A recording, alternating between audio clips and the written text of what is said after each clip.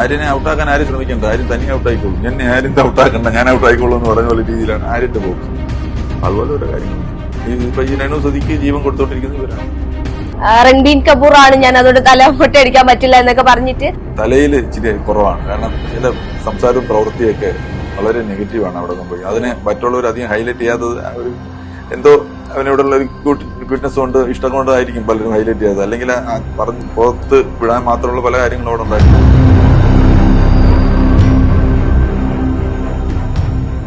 ചേട്ടൻ അവിടെ ഉണ്ടായിരുന്ന സമയത്ത് ഇതുപോലെ എന്തെങ്കിലും രേണു സുധി തല ചൊറിയുന്നത് പോലെ കണ്ടിട്ടുണ്ടായിരുന്നു?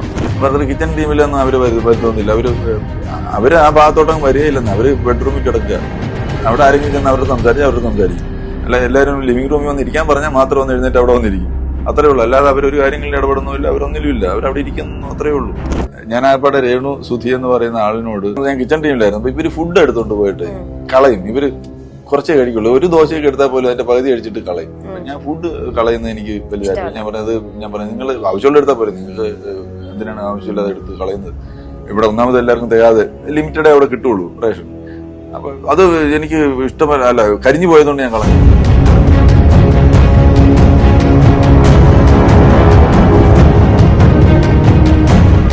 അനുമോള് മോർണിംഗ് ടാസ്കിൽ പറഞ്ഞ് തലയിൽ പെയിൻ ഉണ്ട്, അപ്പൊ വൃത്തിയില്ലായ്മയാണ് കാണിക്കുന്നതെന്ന് പറഞ്ഞിട്ടുണ്ട്. അതിപ്പോ അത് വെച്ചിട്ട് പുറത്തു പോകണം എന്ന് പറഞ്ഞ് കരഞ്ഞു വിളിച്ചിട്ട് അപ്പൊ മനസ്സിലായത് ബുദ്ധി അത്ര തീരെ ഇല്ലാത്ത ആളല്ല. അതിനെ ഉപയോഗിക്കാൻ എങ്ങനെ ചെയ്യാൻ പറ്റുമെന്നറിയാം. സെറ്റി ടാങ്ക് എന്നുള്ള പേര്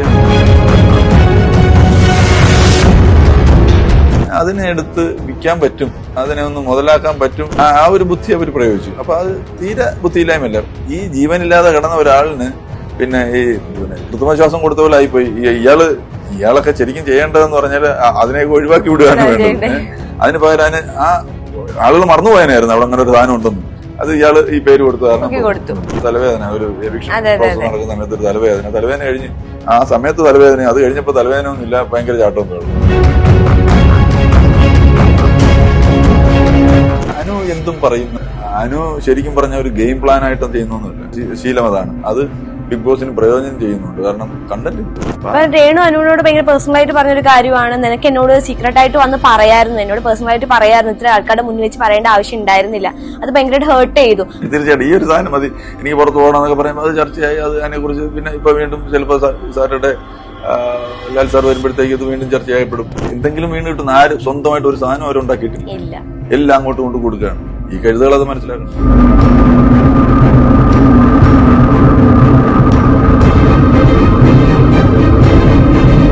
RJ ബിൻസിയും ശരത്തും തമ്മിൽ അവിടെ പോയതിനു ശേഷം RJ ബിൻസിയും ശരത്തും തമ്മിലൊരു ബന്ധം എന്ന് പറയുന്നത് ചാച്ചാ വിളിച്ച് പുറകെ നടക്കുന്ന ഒരു ടൈപ്പാണ് കാണുന്നത്. അപ്പൊ പുറത്തത് ഭയങ്കര നെഗറ്റീവ് ആയിട്ടാണ് വന്നിട്ടുണ്ടായിരുന്നത്. അത് കണ്ടപ്പോ ചേട്ടൻ എന്താ അതിനെ കുറിച്ച് പറയാൻ? ശരിക്കാൻ പോകുന്ന ഒരു നമ്മള് വിൻ ചെയ്യാനാണ് പോകുന്നതെങ്കിൽ എല്ലാവരെയും എതിരാളികളായിട്ട് തന്നെ കാണണം. ചുരുങ്ങിയ ദിവസങ്ങൾ കൊണ്ട് വളരെയധികം സൈബർ ബുള്ളിംഗ് ആണ് ഈ ശരത്തിന്റെ ഫാമിലി അനുഭവിച്ചുകൊണ്ടിരിക്കുന്നത്. അതുണ്ടാവും, ചിലപ്പോ ഉണ്ടാവും. അത് അവരെ ബാധിക്കുന്ന കാര്യമാണ്. അത് അയാൾ അതിനുള്ളിൽ നിൽക്കുന്നവർ പോലും ഇത് ചിന്തിക്കുന്നില്ല എന്നുള്ളതാണ്. അവര് ചിന്തിക്കേണ്ട കാര്യമില്ല.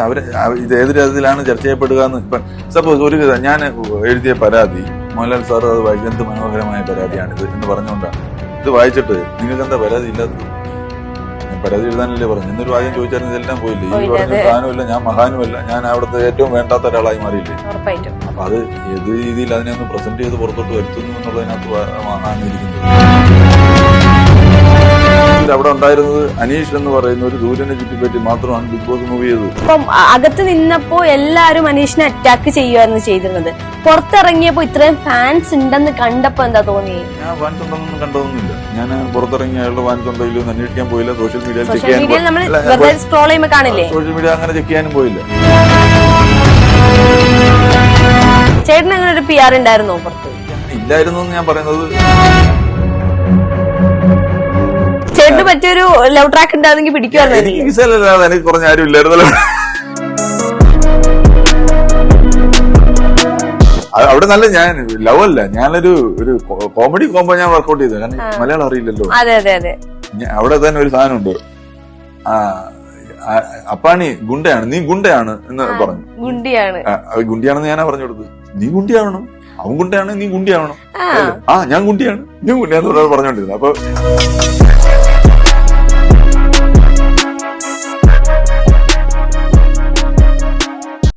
വാട്സാപ്പ് വഴി ഇംഗ്ലീഷ് പഠിക്കാൻ ഇംഗ്ലീഷ് കഫേ ഉള്ളപ്പോൾ ഇംഗ്ലീഷ് ഒരു വിഷയമേ അല്ല. English cafe presents you the perfect English. English cafe, we present you the perfect English. WhatsApp now 9633 hi hello, എല്ലാവർക്കും നമസ്കാരം. മെയിൻ സ്ട്രീമിന്റെ മറ്റൊരു എപ്പിസോഡിലേക്ക് ഏവർക്കും സ്വാഗതം. ഞാൻ ആമിന സലീം. ഇന്ന് എന്നോടൊപ്പം ഉള്ളത് ബിഗ് ബോസിന്റെ ഫസ്റ്റ് വീക്കിൽ ഒരു കത്തിന്റെ പേരിൽ മലയാളി പ്രേക്ഷകരുടെ മനസ്സിൽ ഇടം പിടിച്ച ഒരാളാണ് മുൻഷി രഞ്ജിത്ത്. ചേട്ടാ സ്വാഗതം. ഫസ്റ്റ് ഓഫ് ഓൾ ലുക്കൊക്കെ ഭയങ്കരമായിട്ട് ചേഞ്ച് ആയിക്കുന്നു. എന്താ അതിന്റെ സീക്രട്ട്? അത് അവിടെ പോയതിനു ശേഷം സംഭവിച്ച കാര്യങ്ങളാണ്. ഞാനേ സാധാരണ രാവിലെ എഴുന്നേറ്റ് ആദ്യം ചെയ്യുന്നത് സൂര്യൻ ഉദിച്ചു വരുമ്പോ തന്നെ ഞാൻ എന്റെ ഈ ഇങ്ങോട്ട് തെളിഞ്ഞു വരുന്ന വെള്ളി രോമങ്ങളും കട്ട് ചെയ്ത് കളയുകയാണ് ചെയ്യുന്നത്. അപ്പൊ അവിടെ ചെന്നപ്പോ റൈസറും തന്നില്ല. ഇത് ഇങ്ങനെ വളർന്നു വന്നോണ്ടിരുന്നു. അപ്പൊ ഒരാഴ്ച കൊണ്ട് തന്നെ അഴിക്കാതെ നന്നായല്ലേ, സിംഹം പോയാലായനായി. അപ്പൊ അന്നേരം അവിടെ നിന്ന് ഇറങ്ങിയപ്പോ വേറെ ഏതോ ഒരു സിനിമ നടന്റെ സാദൃശ്യം ഉണ്ടെന്നൊക്കെ ഉള്ള ചില കമന്റുകളെ കണ്ടു. എന്നാ പിന്നെ ആ സാദൃശ്യം അങ്ങ് മാറ്റിക്കളയാന്ന് വിചാരിച്ചിട്ട് ഇപ്പൊ ആരുടെ സാദൃശ്യമാണ് ഈ രൂപം? ആർക്കും സാദൃശ്യം പറയാനില്ലല്ലോ. അപ്പൊ അങ്ങനെ ആരുടെയെങ്കിലും ഒരു സാദൃശ്യത്തിൽ നിൽക്കണ്ടെന്ന് വിചാരിച്ചു. നമ്മൾ കൊണ്ടുപോയ സാധനങ്ങളൊന്നും നമുക്ക് കിട്ടിയില്ല, ആവശ്യങ്ങൾക്കുള്ള സാധനം കിട്ടിയില്ല അല്ലേ? അവിടെ നിന്ന് എല്ലാം അവർ പിടിച്ചു വെച്ചിരിക്കല്ലേ. അതായിരുന്നു ഇപ്രാവശ്യത്തെ ഏഴിന്റെ പണി. അതൊരു ബുദ്ധിമുട്ടായിട്ട് മാറി അതിനുള്ളില്. ഞാൻ ഡ്രസ്സിന്റെ കാര്യത്തിൽ ഞാൻ ഇച്ചിരി ഡ്രസ്സൊക്കെ ശ്രദ്ധിക്കുന്ന ഒരാളാണ്. അപ്പൊ അത് കിട്ടാതെ വേറെ ചിലതൊക്കെ നമുക്ക് താല്പര്യമില്ലാത്ത ചിലതൊക്കെ കിട്ടിയപ്പോഴത്തേക്ക് നമുക്കൊരു ഡിസ്കംഫർട്ട്. നമ്മളിപ്പോ ഒരിടത്ത് ഒരു രാവിലെ ഇപ്പൊ ഇവിടെ ഒരു ഇന്റർവ്യൂവിന് വന്നു. അപ്പൊ എനിക്ക് ഇഷ്ടമുള്ള ഒരു ഷർട്ട്, നല്ല തൃപ്തിയുള്ള ഒരു ഷർട്ട് വിട്ടിറങ്ങുമ്പോൾ നമുക്കൊരു നമ്മുടെ ആറ്റിറ്റ്യൂഡിൽ തന്നെ ഒരു മാറ്റം ഉണ്ടാകും. അതല്ല കൊള്ളാത്തൊരു ഷർട്ടാണെങ്കിൽ ഒരു സുഖക്കുറവുണ്ട്. ആ ഒരു സുഖക്കുറവ് ലേശം ഉണ്ടായിരുന്നു തോന്നുന്നു എനിക്ക്. അത് പലർക്കും ഉണ്ടായിരുന്നു. കാരണം 10-20 ലിപ്സ്റ്റിക്കും ഒക്കെ ആയിട്ട് വന്ന അനുമോളിന് ലിപ്സ്റ്റിക് ഉപയോഗിക്കാൻ പറ്റാത്ത അവസ്ഥയിൽ അവസാനം ബീറ്റ്റൂട്ടും കടിച്ചു പിടിച്ചോണ്ട് നടക്കായിരുന്നു. ഈ എല്ലാരും പറയുന്നത് നമ്മുടെ കോസ്റ്റ്യൂമിലാണ് നമ്മുടെ കോൺഫിഡൻസ് വരുന്നത് എന്ന് പറയാറുണ്ട്. അപ്പൊ കോസ്റ്റ്യൂം കിട്ടാത്തതിന് കോൺഫിഡൻസ് കുറഞ്ഞു പോയതായിട്ട് തോന്നിയിട്ടുണ്ട്. അതാണ് ഞാൻ പറഞ്ഞത്. കുറച്ചൊക്കെ കോൺഫിഡൻസ് ഇരിക്കുന്നത് നമ്മളുടെ ഡ്രസ്സിങ്ങിലാണ്. നമുക്ക് സ്വയം നമ്മളിൽ ഒരു തൃപ്തി വരണമല്ലോ. അതാണല്ലോ കോൺഫിഡൻസ് എന്ന് പറയുന്നത്. ആ തൃപ്തി നമുക്ക് ഇപ്പൊ നമ്മൾ ഇട്ടുകൊണ്ട് വന്ന ഷൂ കറക്റ്റ് ഫിറ്റ് ആണ്. അപ്പൊ അതിൽ നടക്കുമ്പോൾ നമുക്കൊരു ആത്മവിശ്വാസം ഫീൽ ചെയ്യും. അങ്ങനെ ഓരോന്നും നമ്മളെ ഹെൽപ്പ് ചെയ്യും. നമ്മൾ ഉപയോഗിക്കുന്ന പെന്ന് അല്ലെങ്കിൽ വാച്ച്, ഇതെല്ലാം നമ്മുടെ കോൺഫിഡൻസിന് നമ്മൾ സപ്പോർട്ട് ചെയ്യുന്നത്. അതുകൊണ്ടാണ് പലരും അവർക്ക് പലതും അത്തരത്തിൽ ചില സാധനങ്ങൾ തിരഞ്ഞെടുക്കാൻ താല്പര്യം കാണിക്കുന്നത്. ഈ ഫസ്റ്റ് വീക്കിൽ തന്നെ ഫസ്റ്റ് എവിക്ഷനിൽ പുറത്ത് വന്ന ഒരാളാണ് മുൻഷി ചേട്ടൻ. അതൊരു വലിയ അംഗീകാരമായിട്ട് പറയല്ലേ. അതൊരു ഈ പറച്ചിൽ കേട്ടാ കിരീടമൊക്കെ ചൂടി വന്നിരിക്കുകയാണ്. അല്ല, അതിൽ കേറുക എന്ന് പറയുന്നത് ഒരു ഭാഗ്യമാണല്ലോ. അപ്പം ഭാഗ്യമുണ്ട്, സൗഭാഗ്യമുണ്ട്, നിർഭാഗ്യമുണ്ട്. ഈ ഭാഗ്യത്തിന് പല സാധനങ്ങളുണ്ട്, എല്ലാം ഉണ്ട്. അപ്പം എവിക്റ്റ് ആവുമെന്ന് എപ്പോഴെങ്കിലും വിചാരിച്ചിട്ടുണ്ടായിരുന്നു? അങ്ങനെ എവിക്റ്റാൻ വേണ്ടി പോയ ആളല്ലല്ലോ ഞാൻ അവിടെ 100 ദിവസം നിൽക്കണം എന്ന് കരുതി തന്നെ പോയ ആളാണ്. അതിനുള്ള സാധനങ്ങൾ എന്റെ ഉള്ളിലുണ്ട് എന്ന് വിചാരിച്ചും വിശ്വസിച്ചും പ്രതീക്ഷിച്ചും പോയ ആൾ തന്നെയാണ്. അത് ഞാൻ മാത്രമല്ല, എന്റെ ഒരു പ്രധാന വിഷമം പുറത്തിറങ്ങുമ്പോൾ ഉണ്ടായിരുന്നത്, എന്നെ അറിയാവുന്നവർ, എന്നോട് ചേർന്ന് എപ്പോഴും നിന്നിട്ടുള്ളവർക്ക് അവരുടെ പ്രതീക്ഷ പുലർത്താൻ എനിക്ക് പറ്റിയില്ലല്ലോ എന്നുള്ളൊരു വിഷമാണ്. കാരണം എന്നേക്കാൾ കൂടുതൽ പ്രതീക്ഷയോടുകൂടി നിന്ന കുറച്ചു പേര്, ലോകം മുഴുക്കെന്നല്ല ഞാൻ പറയുന്നത്, എന്നെ വളരെ അടുത്തറിയാവുന്ന എന്നോടൊപ്പം ചേർന്ന് നിൽക്കുന്ന കുറച്ചു പേരുണ്ട്. അവർക്ക് ചില പ്രതീക്ഷകളുണ്ട്. രഞ്ജിത്ത് ചെയ്യാൻ പറ്റുന്ന ചില കാര്യങ്ങളുണ്ട്, അവനത് ചെയ്യും. പക്ഷെ ആ പ്രതീക്ഷ പുലർത്താൻ അല്ലെ അവരുടെ വിശ്വാസം സംരക്ഷിക്കാനും എനിക്ക് പറ്റിയില്ല. ഇപ്പൊ ചേട്ടൻ പറഞ്ഞു ചേട്ടന്റെ കയ്യിൽ 100 ദിവസം നിൽക്കാനുള്ള സാധനം ചേട്ടന്റെ കയ്യിലുണ്ട്. പക്ഷെ എന്തുകൊണ്ട് ഫസ്റ്റ് വീക്കിൽ തന്നെ അത് കാണാൻ പറ്റിയില്ല? ക്യാമറ ഓഫ് ആയിരുന്നോ? അത് ഞാൻ തമാശയ്ക്ക് പറയാറുണ്ട്. ഞാൻ നിന്ന ഭാഗത്തെ ക്യാമറ, മറ്റേ റോഡിലൊക്കെ ഉള്ള ക്യാമറ പോലെ, ക്യാമറ പോലെ, അത് ക്യാമറ വർക്ക് ആയിരുന്നില്ലെന്ന്. അപ്പൊ ഞാൻ ആക്റ്റീവ് ആയിരുന്നു. ഞാൻ വളരെ എൻജോയ് ചെയ്തിട്ട് നിന്നതാണ്. ഞാൻ ഇപ്പൊ സപ്പോസ് അവിടെ പോയി കഴിഞ്ഞാൽ നമ്മള് ഒരു ദിവസത്തിൽ 1 മണിക്കൂറിൽ ഒരു പ്രാവശ്യമെങ്കിലും നമ്മുടെ മൊബൈൽ ഫോണിലേക്ക് ശ്രദ്ധ പോകും. 24 മണിക്കൂറിലും നമുക്ക് മൊബൈൽ ഫോൺ ശ്രദ്ധിച്ചില്ല. ഈ 7 ദിവസവും നമുക്ക് ഫോൺ ഇല്ലാത്ത കാര്യം നമ്മൾ അറിഞ്ഞതേ ഇല്ല. നമ്മൾ വേറൊരു ലോകത്താണ് ജീവിക്കുന്നതെന്ന് പോലും നമ്മൾ മനസ്സിലാക്കിയില്ല. വളരെ രസകരമായിട്ട് എൻജോയ് ചെയ്ത് കുറച്ച് കൂട്ടുകാരോടൊപ്പം നമ്മൾ നിൽക്കുന്നവരാണ്. അതിനിടയിൽ ചില സംഘർഷങ്ങൾ ഉണ്ടാകുന്നു, അതിനകത്ത് കയറി ഇടപെടുന്നു, അതിനകത്ത് ചില തമാശകൾ ഉണ്ടാക്കുന്നു. അങ്ങനെ ഹാപ്പി ആയിട്ട് തന്നെ പോയി. ഇതിനിടയ്ക്ക് ചിലരോടൊക്കെ ചില പേഴ്സണലി ചില ഗ്രഡ്ജുകൾ വന്നു തുടങ്ങി. അങ്ങനെയൊക്കെ അങ്ങനെ പോവുകയായിരുന്നു. അപ്പോൾ എന്തുകൊണ്ടാണ് ഈ ഫസ്റ്റ് വീക്കിൽ എവിക്റ്റ് ആയത് എന്നുള്ളത് നമ്മൾ മനസ്സിലാക്കുമ്പോൾ അതിനകത്ത് ഞാൻ മനസ്സിലാക്കുന്ന ഒരു കാര്യം, ബിഗ് ബോസിനെ സംബന്ധിച്ചിടത്തോളം ഷോ ആണ് പ്രധാനം. ഷോ ചർച്ച ചെയ്യപ്പെടുക, ഷോ ആളുകളിലേക്ക് കൂടുതലേക്ക് എത്തുക. അതിനപ്പുറം രഞ്ജിത്തെന്നോ ശങ്കരനെന്നോ ഗോപാലനെന്നോ ഉള്ള ഒരു പിക്ചർ അവിടെ ഇല്ല. അപ്പൊ അത് ചിലപ്പോൾ അത് നമുക്ക് വരും, ചിലപ്പോൾ വേറൊരാൾക്ക് വരും എന്നുള്ളതേ ഉള്ളൂ.